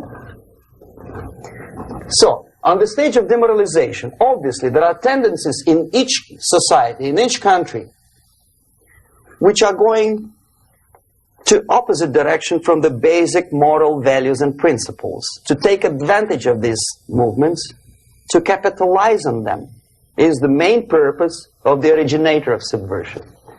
So we have religion, we have education, we have social life, we have power structure, we have labor relations, unions, and finally we have law and order. 1, 2, 3, 4, 5, 6. Okay? These are the areas of application of subversion. What it means exactly? In case of religion, destroy it, ridicule it, replace it with various sects, cults, which bring people's attention, faith, whether it is naive, primitive, doesn't really matter. As long as the basically accepted religious dogma is being slowly eroded and taken away from the supreme purpose of religion, to keep people in touch with the supreme being, that serves the purpose. Therefore, replace it, accepted, respected religious organizations with fake organizations. Distract people's attention from the real faith and attract them to various different faiths. Education. Distract them from learning something which is constructive, pragmatic, efficient. Instead of mathematics, physics, foreign languages, chemistry, teach them history of urban warfare, natural food, home economy, your sexuality, anything, as long as it takes you away. Okay? Social life. Replace traditionally established institutions and organizations with fake organizations. Take away the initiative from people. Take away the responsibility from naturally established links between individuals, group of individuals, and society at large, and replace them with artificially, bureaucratically controlled bodies. Instead of social life and friendship between neighbors, establish social workers institutions. People who are on payroll of whom? Society? No. Bureaucracy. The main concern of social workers is not your family, not you, not social relations between groups of people. The main concern is to get the paycheck from the government. What will be the result of their social work doesn't really matter. They can develop all kind of concepts to show to the government and to the people that they're useful. Okay. Away from the natural links. Power structure. Okay. The natural bodies of administration, which are traditionally either elected by people at large or appointed by elected leaders of society, are being actively substituted by artificial bodies. The bodies of people, groups of people, whom nobody elected. Never. As a matter of fact, most of the people don't like them at all, and yet they exist. One of such group is media. Who elected them? How come they have so much power? Almost monopolistic power on your mind. They can rape your mind. But who elected them? How come they have a nerve to decide what is good and what is bad for the elected by you, president, and his administration? Who the hell are they? Spiro Agnew, who was hated by the liberal left, called them a bunch of enfeebled snobs. And that's exactly what they are. They think they know. They don't. The level of mediocrity in a big establishment like New York Times, Los Angeles Times, major television network, you don't have to be excellent journalist. You have to be exactly a mediocre journalist. That's easier to survive. There's no competition anymore. You have your good, nice income, $100,000 a year. That's it. Whether you are better or worse doesn't really matter anymore. As soon as you're smiling to the camera and do your job. That's it. No more competition. Power structure slowly is eroded by the bodies and groups of people who do not have neither qualification nor the will of people to keep them in power, and yet they do have power. Okay. Together with that, there is another process. Law enforcement, law and order organization and structure is being eroded. For the last 20, 25 years, if you see old movies and new movies, you can see that in new movies, a policeman, an officer of the United States Army looks dumb, angry, psychotic, paranoid. A criminal looks nice, kind of, well, he smokes hash and shoots the whatever drug. But basically, he's a nice human being. He's creative. And he's unproductive only because society oppresses him. Whereby a general of Pentagon is always, by definition, a war maniac. A policeman is a pig, rude policeman. He abuses his power. No? A generalization like that. The hatred, the mistrust to the people who are supposed to protect you and enforce law and order. Moral relativity. The Angelo Buono process lasted 2 years in Los Angeles. And yet there are still some lawyers who say, look, he's a nice character, as a matter of fact. There was some witness who said, also a criminal, who said, well, he's a nice guy. I asked him one day to burn a house of my enemy, and he wouldn't do it. He's a nice fella. Erosion. A slow substitution of basic moral principles, whereby a criminal is not a criminal, actually. He's a defendant. Even if his guilt is proven, there is still a doubt. To kill or not to kill, to be or not to be. Thou shalt not kill, yes. But this line may not necessarily be applicable to a murderer. Thou shalt not murder. That should be the presumption, not that thou shalt not kill. Okay, labor relations. At this stage, within 15 to 20 years, we destroy the traditionally established links of bargaining between employer and employee. The classical Marxist-Leninist theory of natural exchange of goods. A person A has 5 sacks of grain and person B has 5 pairs of shoes. And the natural exchange without money is when they bargain between each other. And only with the introduction of the third force, C, an entirely third foreign stranger who says, no, don't give him 5 sacks of grain, give it to me. And you give me your 5 pairs of shoes, and I will distribute it accordingly. So that the economy will go. This is the death of natural exchange, death of natural bargaining. Well, trade unions were established 100 years ago. The objective was to improve working conditions and to protect the rights of workers from those employers who were abusing their right because they had more money. Objectively, at that time, initially, the trade union movement did work. What we see now is that the bargaining process is no longer resulting in the compromise, which is leading objectively to betterment of working conditions and increase of salary. What we see is that after each prolonged strike, the workers lose. Even if they have 10% increase of their salaries, they cannot catch up due to inflation and due to missed time. More than that, millions of people suffer from that strike because economy now is interdependent. It's intertwined like one body. If previously steel workers, say 100 years ago, could strike and nobody would suffer, now it's impossible anymore. If a garbage collector strikes today, the rest of the multi-million city is stinking. I mean, there's no more service.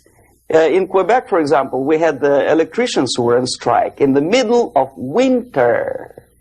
You can freeze your bottom, and they still were on strike. Did they catch up with the salary? No, they lost. Who benefited? The leaders of trade union. What is the motivation for strike? Improving of workers' condition? No, obviously it's not. Then what is it? Ideology. To prove to these capitalists. And the obedient horde of workers, like sheep, follow these people. And they cannot disobey. Why? Because if they do, you know what happens to them. Pickets, murders, shooting truck drivers by picketers. In Montreal, for example, I saw with my own eyes when I was correspondent of CBC International, Canadian Broadcasting Corporation, when the workers of aircraft factory destroyed computers and the equipment in the factory. And the administration employed strike breakers. Their cars were turned upside down and burned.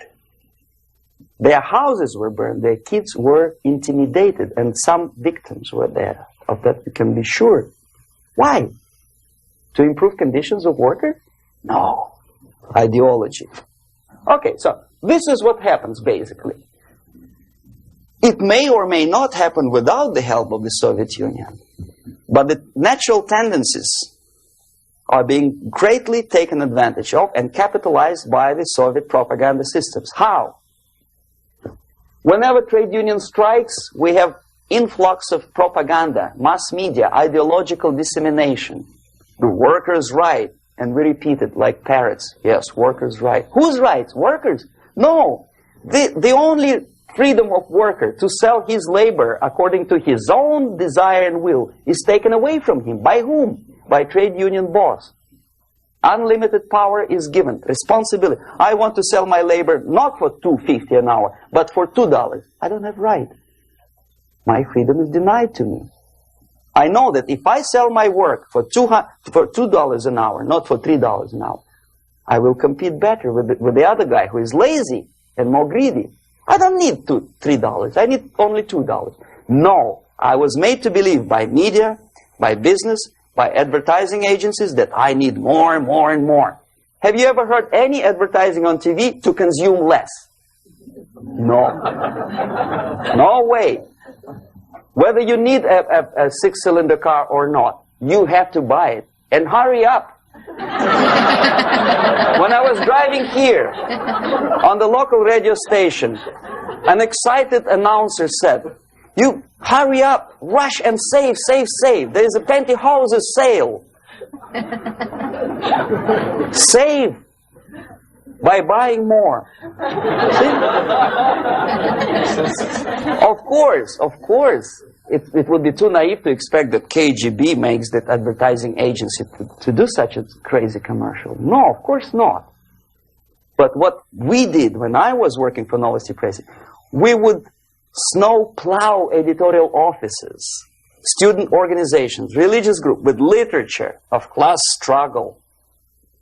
If not directly Marxism-Leninism propaganda, then a propaganda of the legitimate aspirations of working class, betterment of life, equality. Equality, mind you. President Kennedy once said, we will make America to believe that people are born equal. Are people born equal?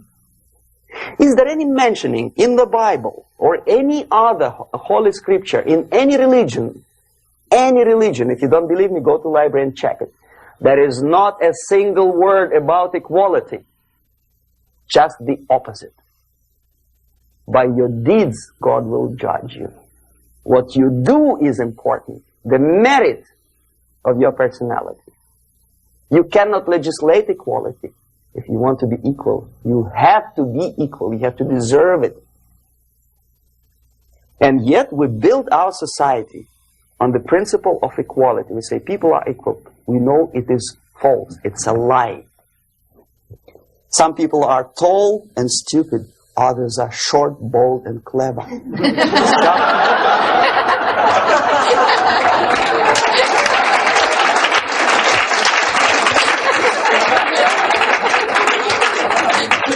If we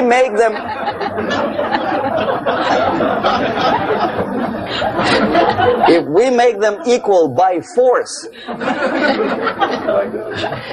if we put the principle of equality in the basis of our socio-political structure, it's the same thing as building a house on sand. Sooner or later it will collapse, and that's exactly what happens. And we, as Soviet propaganda makers, are trying to push you in the direction which you go yourself. Equality, yes, equality. People are equal. Land of equal opportunities. Is it true or not? Think about it. Equal opportunities. Should there be equal opportunities? For me, and for a lazy bastard who comes here from some other country and immediately registers as a welfare recipient, benefits. I never received a single dollar. No, sorry, I did receive once. But I never applied for welfare. For the 13 years, I took any job. Security guard, journalist, taxi driver, anything. Well, I was restless, but some people don't like it. They immediately. So why should we have equal opportunities? Why? The equal opportunity to excel.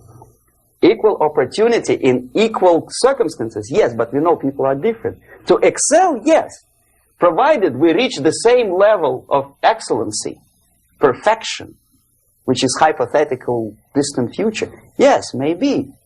But we know perfectly well that even with the best intentions, people could not be equal. Why should we have equality in the, say, legal system? Myself, I'm considering myself a law-abiding citizen, and a person who comes here to rob and shoot, say, the United States administration under Carter, imported thousands of Cuban criminals. They were non-criminals, yet they were accepted. Do you think it's fair if myself and my wife from Philippines, who work like a, excuse me, horse, as a lab technician in the hospital, should have the same rights as a criminal from Cuba? Why? And yet we repeat as parrots, equality, equality, equality. And the Soviet propaganda system helps us to believe that equality is something which is desirable. Democracy, as it was established by fathers of this country, of this system in the last century, is not equality. It's the system where different people, unequal people, have a chance to survive and help each other in constant competition, in constant perfection. Not inequality, which is superimposed from a godfather or nice person in Washington, D.C. And the absolute equality exists in Soviet Union, quote-unquote equality. Everybody is equal in dirt, except some people are more equal than the others in Politburo. So, the moment you bring a country to the point of almost total demoralization, when nothing works anymore, when you are not sure whether it is right or wrong, good and bad, but there's no division between evil and good, when even the leaders of church sometimes say, well, violence for the sake of justice, especially social justice, is justified in countries like Nicaragua, El Salvador, well, maybe Rhodesia, and we listen to them and say, yeah, probably it's true. Is it true? No, it is not true. Violence is not justified, especially for the sake of quote-unquote social justice introduced by Marxist-Leninists. That is my former colleague from Novosti Press Agency. Okay, so we reached that point. The next step is destabilization.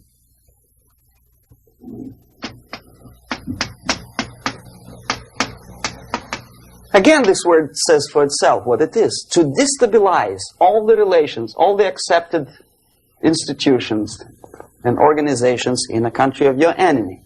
How you do it?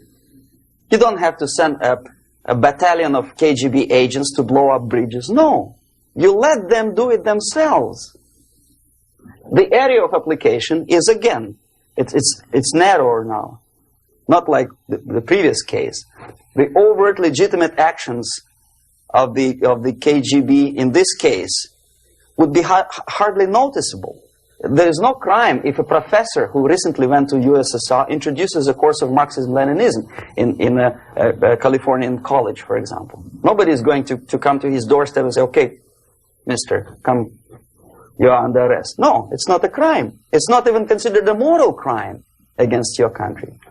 So the area of application here is narrowing down to economy, again, labor relations, right?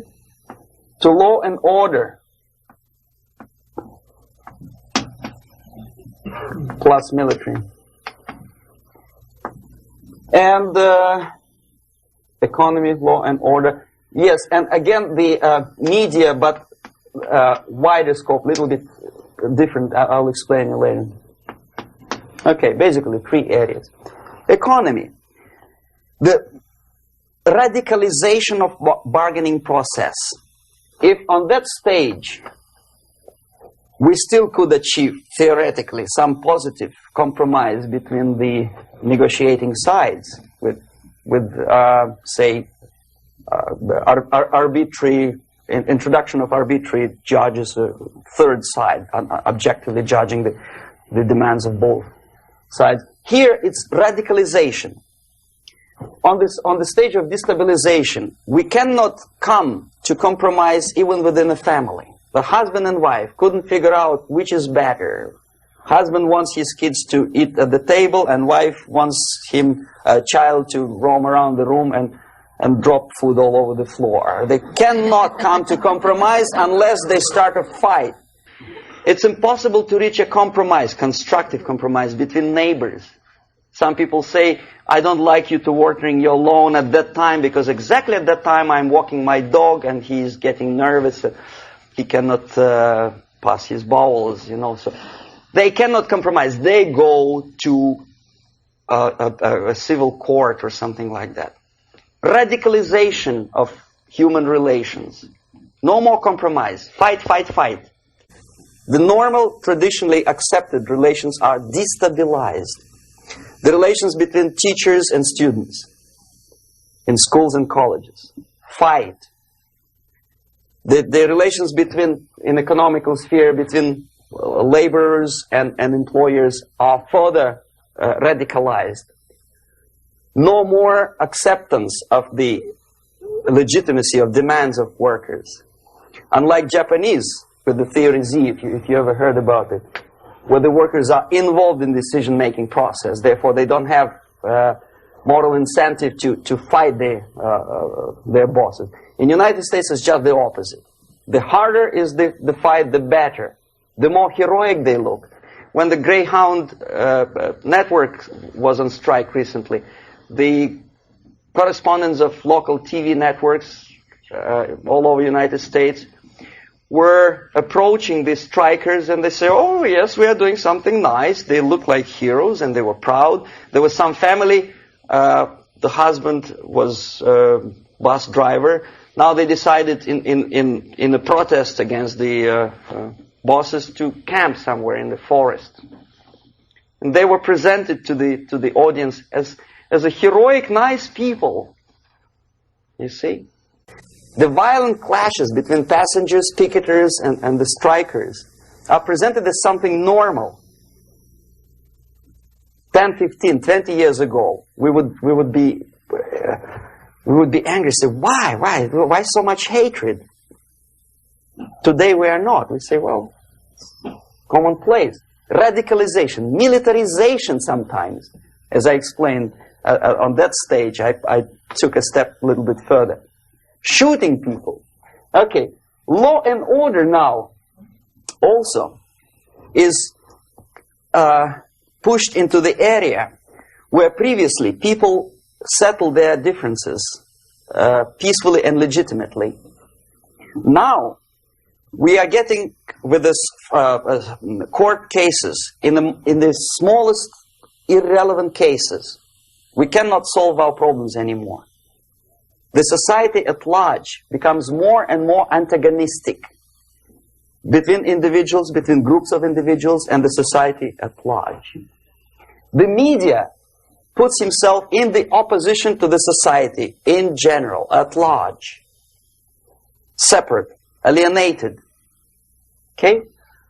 On that stage, you remember I was talking a couple of hours ago about the sleepers.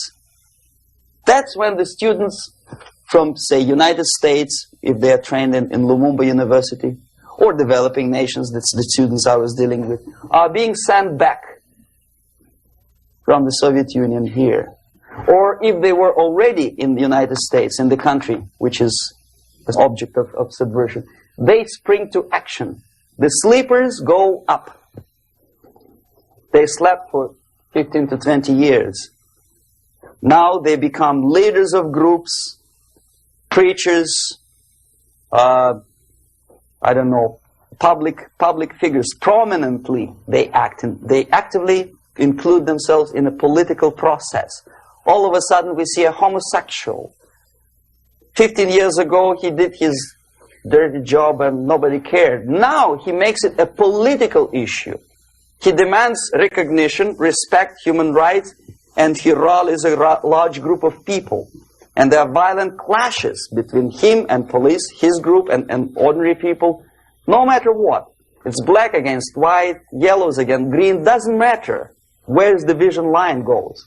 As long as this group come into antagonistic clash, sometimes militantly, sometimes with firearms, that is destabilization process. The sleepers, many of whom are simply KGB agents, become leaders of the process of destabilization. Doesn't mean that Comrade Andropov sends Comrade Ivanov to the United States. The person who takes care is already here.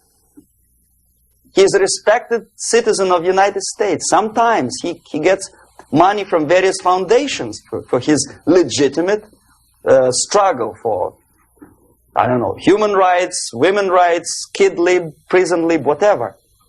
There are sympathetic Americans who donate their money to him. This stabilization process usually leads directly to the process of crisis. In case of developing nations, that's the area where I was active. The process starts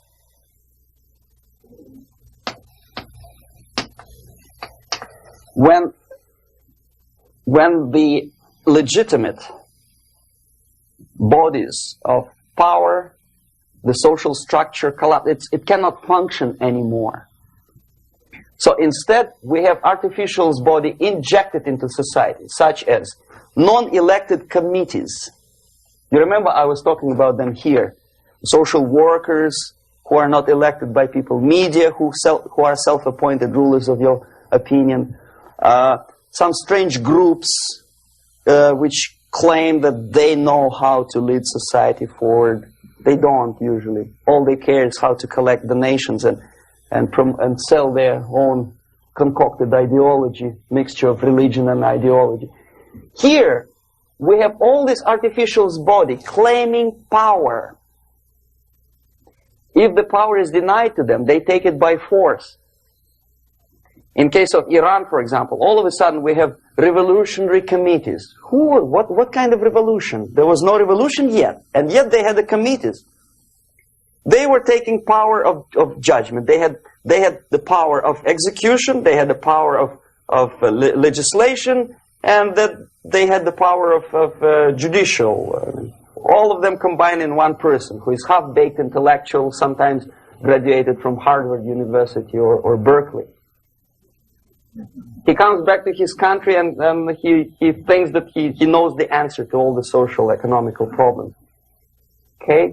Crisis is when society cannot function any more productively. It collapses, obviously. That's the word for crisis.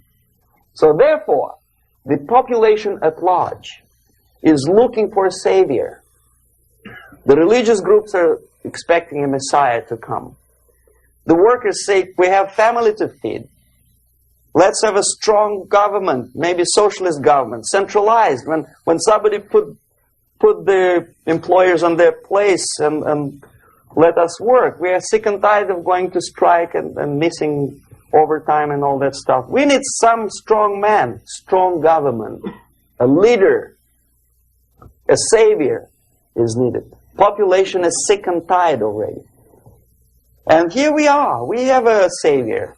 Either a foreign nation comes in, or the local group of leftists, Marxists, no matter what they call themselves, Sandinista, a reverend or some sort, Bishop Muzureva, like in Zimbabwe, doesn't matter. A savior comes and says, I will lead you. So we have two alternatives here. Civil war and invasion. Okay? See how it goes? Civil war, we know what it is. Lebanon is the best example. The civil war, which was artificially implanted in Lebanon by injection of force of PLO, Palestinian Liberation Organization. Invasion we had in many other countries like Afghanistan, name any East European country, it was invaded by the Soviet army.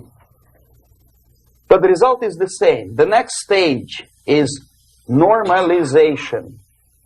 Normalization is a very ironic word, of course.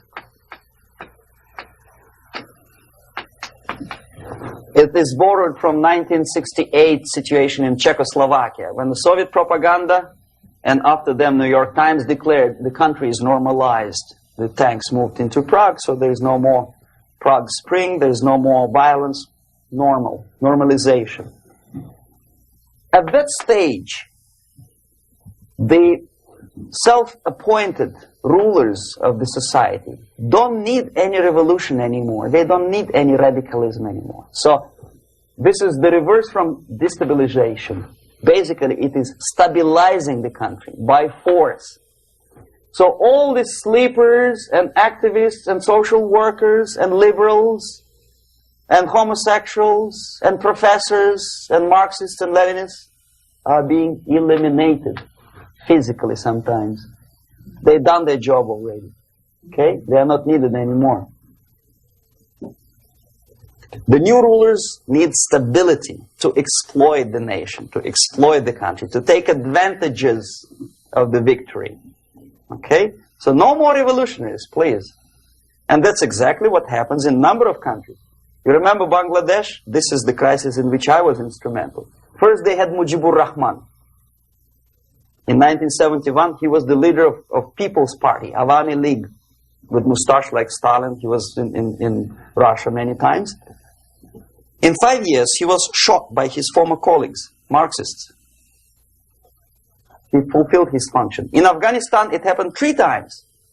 First there was Taraki, then there was Amin, now there's Babrak Karmal. They killed each other successively, one after another.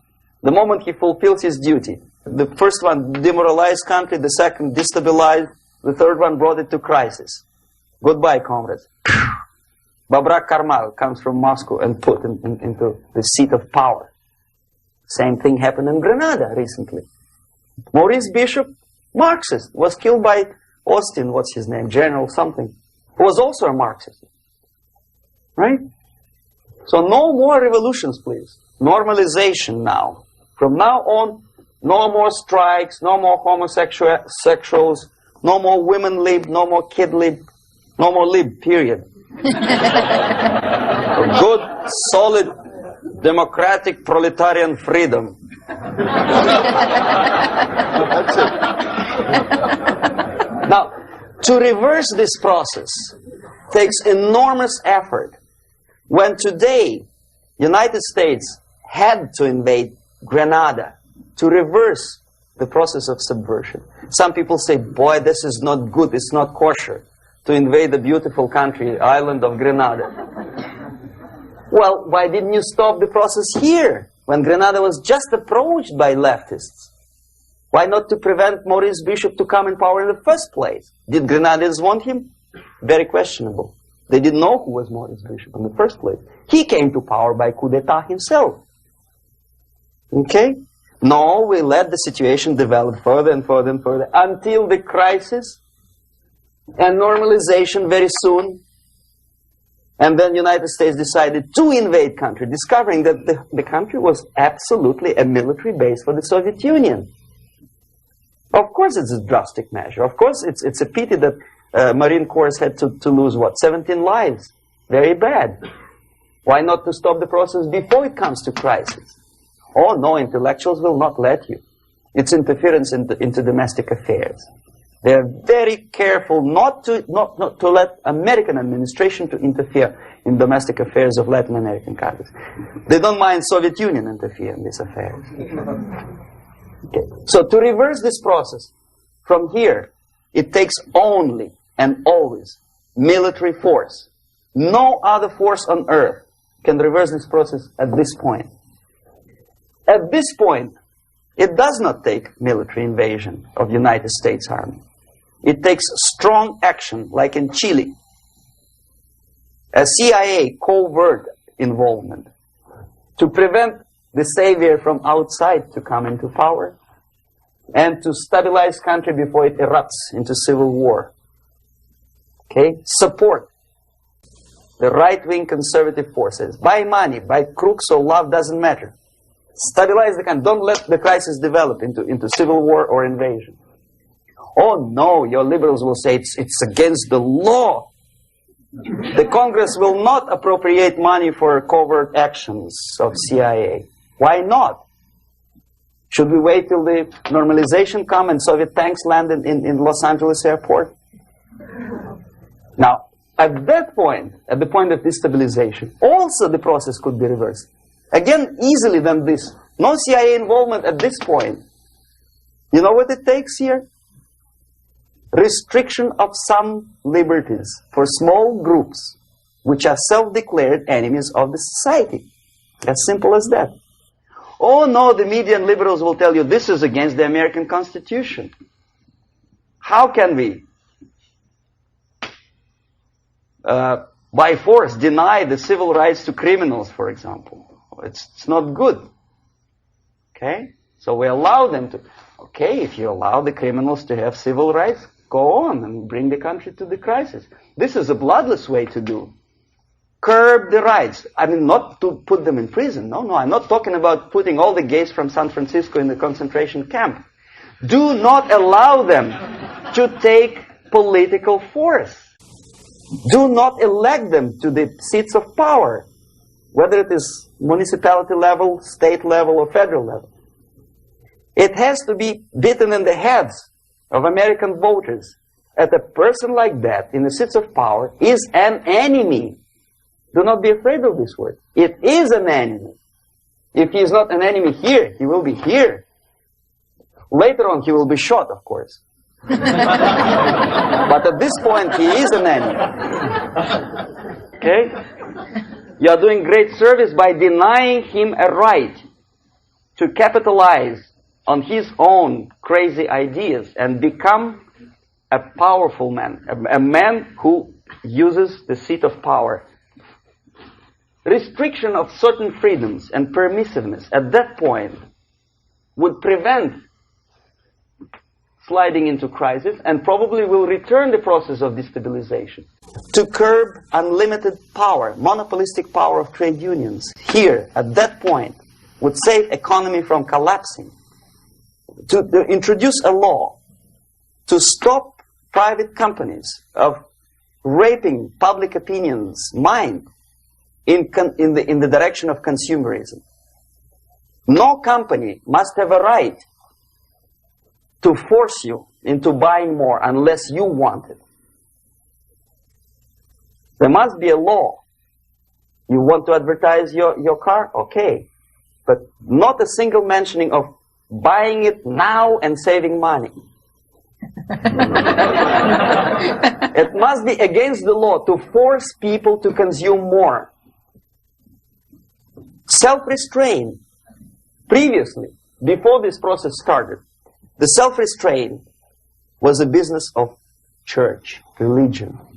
Because our preachers, the fathers of church, would tell us, material values are good, but it's not the prime function of human being. Because you have to live with something.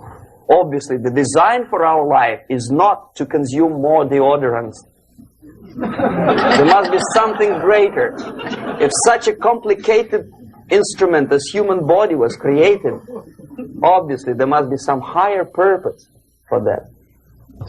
And it's very easy to avoid destabilization by denying the greedy companies one little freedom, one little liberty, forcing you into turning yourself into processors of unwanted products and goods. They turn you into machines, like the worm who there's inlet and outlet. So, and how long an average appliance lasts these days?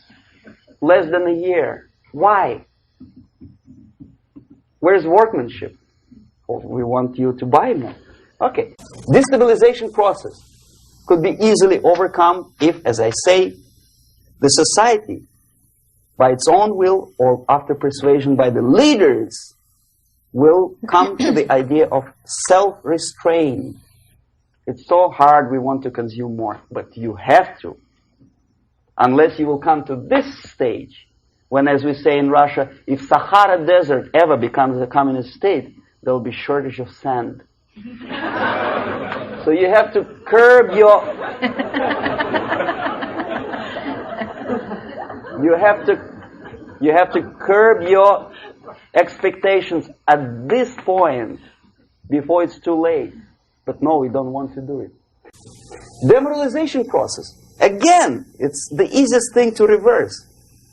First of all, by restricting import of propaganda.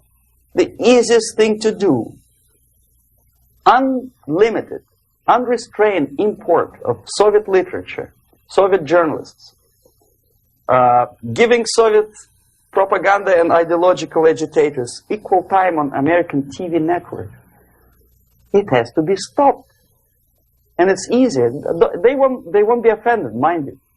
As a matter of fact, they will respect America more.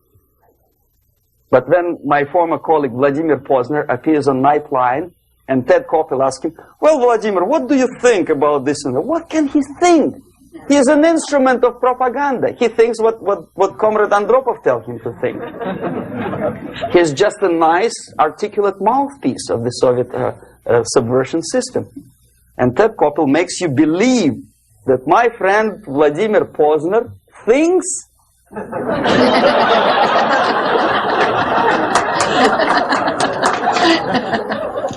the process of demoralization may not have started at all if at that point the country, which is a recipient of subversion, actively, not violently, but actively, prevents importation of foreign ideology.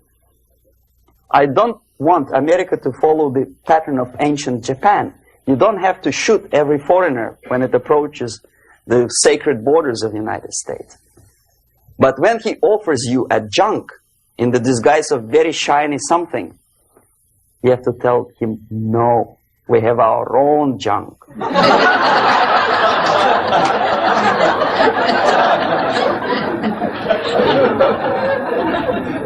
If at that point the society is strong, brave, and conscientious enough to stop importation of ideas which are foreign, then the whole chain of events could be prevented. Recently I've been to Philippines and I was shocked how in big cities like Manila, children listen to deafening music. A melodious nation with long traditions of good, nice ethnic music introduced by Spanish long time ago, maybe 2 centuries, 3 centuries ago, I don't remember how long. All of a sudden listen to musical garbage, blasting their radios at full blast, at the full volume. Why? In India, I spent many years watching the reactions of Indians walking out of movie theaters after seeing Hollywood production. They couldn't figure out why Americans are so wasteful. They smash their cars, their shiny cars every 5 minutes. How come they shoot each other for $500,000? Is it true that they're so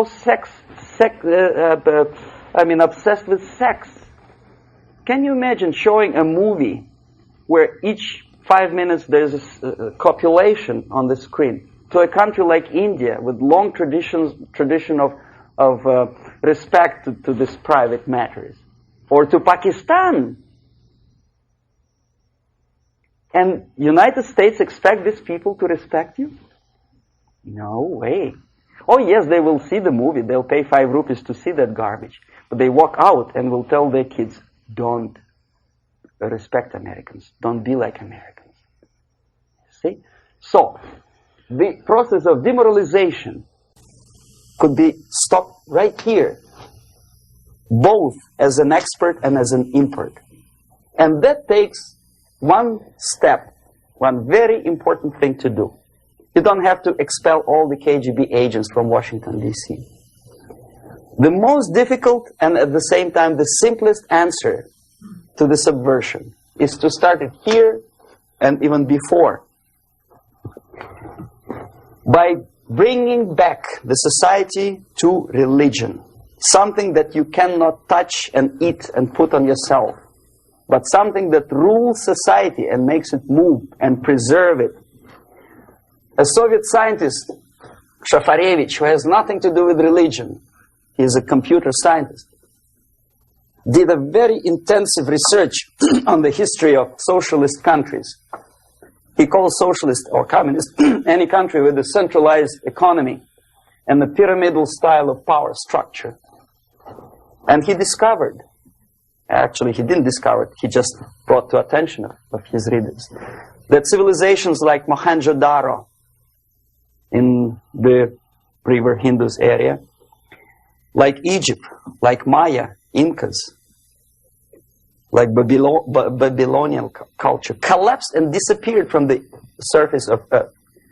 The moment they lost religion, as simple as that, they disintegrated.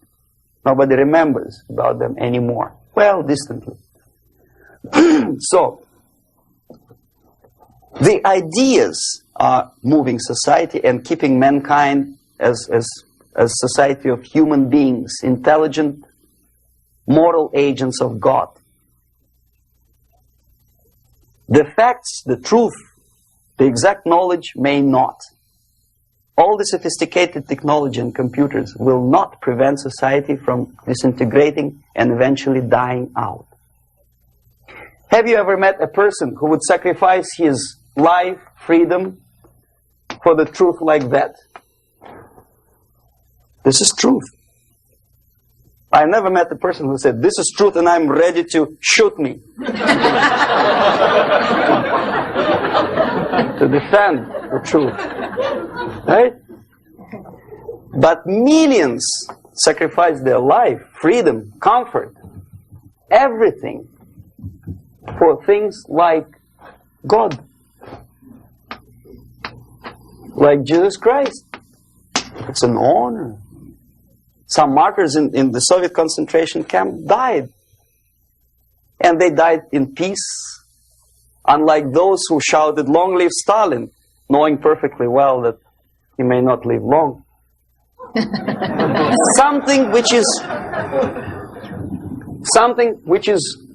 not material moves society and helps it to survive. And the other way around. The moment we turn into 2 by 2 is 4 and make it a guiding principle of our life, our existence, we die. Even though this is true, and this we cannot prove. We only can feel and have faith in it. So the answer to ideological subversion, strangely enough, is very simple. You don't have to shoot people. You don't have to aim missiles and Pershings and cruise missiles at Andropov's headquarters. You simply have to have faith and prevent subversion. In other words, not to be a victim of subversion.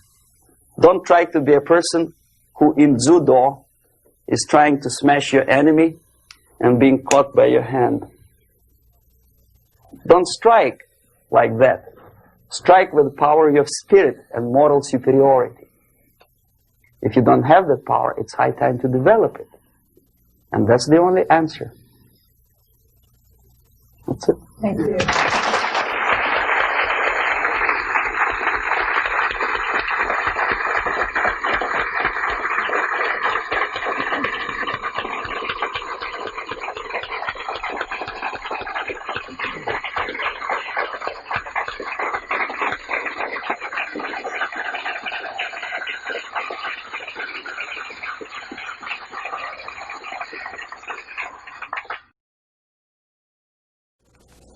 Can you describe how a concept is formulated, turned into propaganda, and then ends up on someone's bumper sticker or in a newspaper? What's the step-by-step process?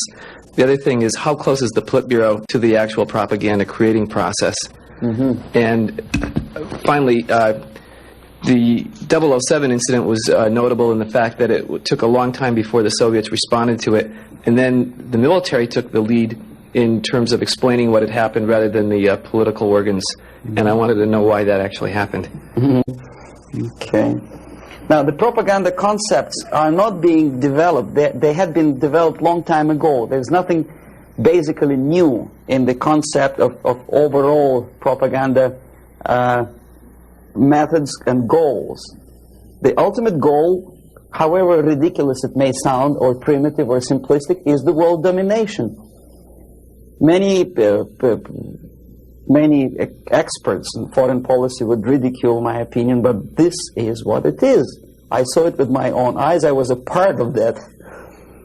So, and my father was, I think I mentioned that before, he was an inspector of land forces. He traveled all over the world where the Soviet troops were stationed. So he knows perfectly well that the troops are not stationed there to collect harvests for Cubans or to help Afghanis to develop the hordes of cattle or goats.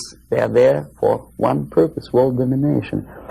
The concepts, the immediate issues or problems are created, of course, for propaganda purposes, and they end up as a bumper stickers, probably not long. It takes really short period of time. Unlike some other things in the Soviet system, propaganda is one of the things that they don't save money on. And there is a huge apparatus of propaganda experts in USSR. Novosti Press Agency is just one of them, one of the organizations. But apart from that, there is a Department of Agitation and Propaganda within the Central Committee. There are faceless people, names of whom you will never learn. They're kind of classified. I didn't explain you the methods today because it will take us another day. The methods include such thing as semantic manipulation. The words and expressions are being coined at the rate of 5 expressions a minute by extremely clever, educated experts. And the media outside of USSR obediently repeats this cliché. I give you just several examples, not to take your time, not to bore you to death. Okay, I mentioned one thing, United Nations. The expression was invented by the Soviet propaganda experts, not by Americans. We know perfectly well it's not united, and it has nothing to do with nations. More than half of the delegations in UN do not represent any nation at all. They are disunited, obviously. The United Nations had not been able to solve a single military conflict. Nowhere in the world. They provoked war, yes, they took part in wars, but they didn't prevent expansion of communism, or they did not prevent a single war anywhere. So the true expression, the true term for United Nations could be disunited bureaucracies. Okay, another cliche which was coined in Moscow by experts of propaganda. National Liberation Movement. It's not national because most of the leaders do not necessarily belong to the ethnic group which they lead, number one. Number two, they are unpatriotic and unnationalistic because they obey orders from a foreign country, USSR. Okay? They are trained in USSR, they are paid by the Soviet system, and they work in the interests of the Soviet system. Liberation. Whom they are liberating? Who is being liberated? And movement. Movement, we understand, is something which moves, unlike something which is static. National liberation does not move. It's a war. If you call war a movement, probably. But it has nothing to do with the concept of movement in American terminology. It means a legitimate, overt, organized, voluntary movement. Right? I presume your church or your organization is voluntary. Nobody keeps you here by force. Okay, National Liberation Movement is an army of bandits, professional bandits, which are kept within the framework of the movement by force. If they betray, it's like in mafia, they are going to be executed. Okay, another example of semantic manipulation is free medical aid, for example. You think it's an American democratic expression? No way. The term was coined by the communists long time ago, at the time of Comintern. There's nothing free in this world. Everybody knows it. Least of all medical aid. It's a very expensive thing to render medical assistance to other people. Somebody, sometime, somewhere has to pay for it. Who? Taxpayer. Obviously. There are many other things that are being coined by the Soviet propaganda apparatus. Unfortunately, see, if I call myself a genius writer, for example, Los Angeles Times would not call me that, right? They will call me a strange, crazy Russian who calls himself a genius. Then why the hell they call liberation movements what they call themselves? Just because they are men? The logic is twisted. The stickers on the bumpers, I don't know. It depends on the ability of local forces to toe the foreign policy. How close is Politburo to implementation of propaganda actions? Very distant. See, Politburo is a group of self-imposed dictators. They don't really decide anything. The only objective of their existence and their life and their struggle is to stay in power. Unlike American politician who has two objectives. First, to be elected, and second, to be re-elected. The Soviet politician doesn't have the first objective. He does not have to be elected. He just makes his way in the party structure all the way up. The election doesn't bother him at all. So the only purpose of his life is to stay where he is and don't rock the boat. They don't make decisions. The decision-making level are the faceless group of experts, as I tried to explain to you. And the Politburo gives only the basic directions, what to be done, and the obedient servants of the highest caliber intellectuals are dutifully developing these things. Some independently thinking progressive academics in the United States think that come socialism they will be able to preserve their integrity and independence. It's wishful thinking. They will become obedient servants of the system that they are trying to force upon you. The Korean airliner incident, from my viewpoint, is not an incident at all. I believe it's a carefully planned and premeditated provocation I'm not sure whether they did it. They killed 268 people just to get rid of Larry McDonald, but it's feasible. I wouldn't be surprised if they killed more than 60 million of their own men just to implement rotten ideas of Marx and Engels. You know, what would 268 people matter? Second, it is not a military blunder, and the order was not given by military. Never a single military officer of the highest caliber will take responsibility to shoot a civilian airliner. My father was an officer of general staff of the Soviet Army. I know perfectly well what I'm talking about. No officer would take responsibility. He'll be shot tomorrow. Are you kidding? The order was given by a civilian, by party apparatchik of the highest caliber, and I wouldn't be surprised it was Andropov. In any case, Andropov knew perfectly well what went on. The Soviet power structure resembles a triangle, unlike a love triangle in real life drama. It's a hate triangle. The seats of power are party, Communist Party, elite, of course, not the rank and file party, but the top of the pyramid. The KGB and the military, they hate each other, and each of them hate the other two. The most powerful is the party. This is the real power. The army and the KGB supposedly are servants of the party and the tools, the instruments of their power. But in fact, sometimes they are the power themselves. Andropov belongs to the most hated triangle, the KGB. My father hated KGB because he was military. Both of them, KGB and military, hate the party. Why? Because unlike in the United States, the party is the most adventuristic people. They want to invade countries. They give the orders for all kinds of adventures outside of USSR borders. They know perfectly well that comes war, they will go to bunkers and eat caviar and enjoy life, whereby military will burn in flames of nuclear war. Marshal Grechko was against invasion into Czechoslovakia because he knew that he will have to demoralize his army. And the first two divisions, after facing the reality and seeing that Czechoslovakia is not being invaded by Americans, will get corrupted. So you have to replace them with other two divisions. And if you stay long enough, you will corrupt the whole Soviet army. He said, no, don't invade Czechoslovakia. But Comrade Brezhnev said, who the hell they are?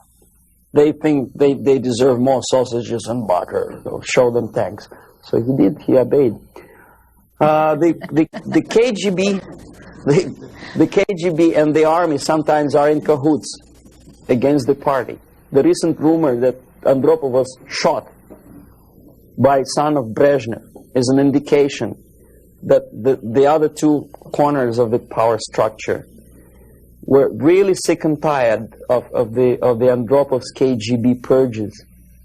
You know, there were purges. Many people lost their jobs, and some were arrested, and some committed suicide in the span of some 10 months since Andropov was sentenced to power. So that gives you an idea of the Korean airliner incident is premeditated provocation to create an international tension, because the only power on earth which is interested in provoking conflicts and preserving tension is the Soviet junta. That's the only justification of them being in power. If there is no enemy outside, they have to create him. If there is no war, they have to provoke it, to scare the hell out of taxpayers inside, and to keep themselves in power. There are so many theories. One of them is expressed by, I wouldn't say a friend of mine, but I know him. There's another defector, Nikolai Khokhlov, who defected long time before I even joined KGB. He was also a KGB in Western Europe. Now he teaches psychology in one of California universities. He thinks that the Soviet Union developed an ESP, would you believe it, system of influencing the perception and minds of people. And the generators of ESP willpower can be focused on individuals and groups of individuals so efficiently that you can literally focus that beam or whatever it is on a pilot or 2 pilots or 3 pilots and convince them that actually they are flying on the safe territory, so there is no need, you can convince them that there is no need to contact the ground-based station, and you can artificially draw the plane by brainwave into the Soviet airspace. Whether it is true or not, I don't know. But I know one thing, that when I was a student and I graduated from Oriental Studies Institute, one of my friends, he was an extremely intelligent Jewish boy. He graduated from the mathematical department of Moscow State University. After 3 years, I returned from India for vacation, and I met him in the during the reception at the Academy of Science, and I said, "What are you doing here?" He said, "I'm working in a secret research bureau." You know, the secret, which means basically defense industry, they don't have addresses, they have post box numbers. And I say, is it that much secret that you cannot tell me what you research? He said, "You wouldn't believe me, brain waves." And I never saw him again. ESP, which officially in the Soviet media is described as a pseudoscience and decadent capitalist gimmick to sidetrack the minds of proletariat from the real issues of class struggle. But obviously KGB takes seriously that pseudoscience.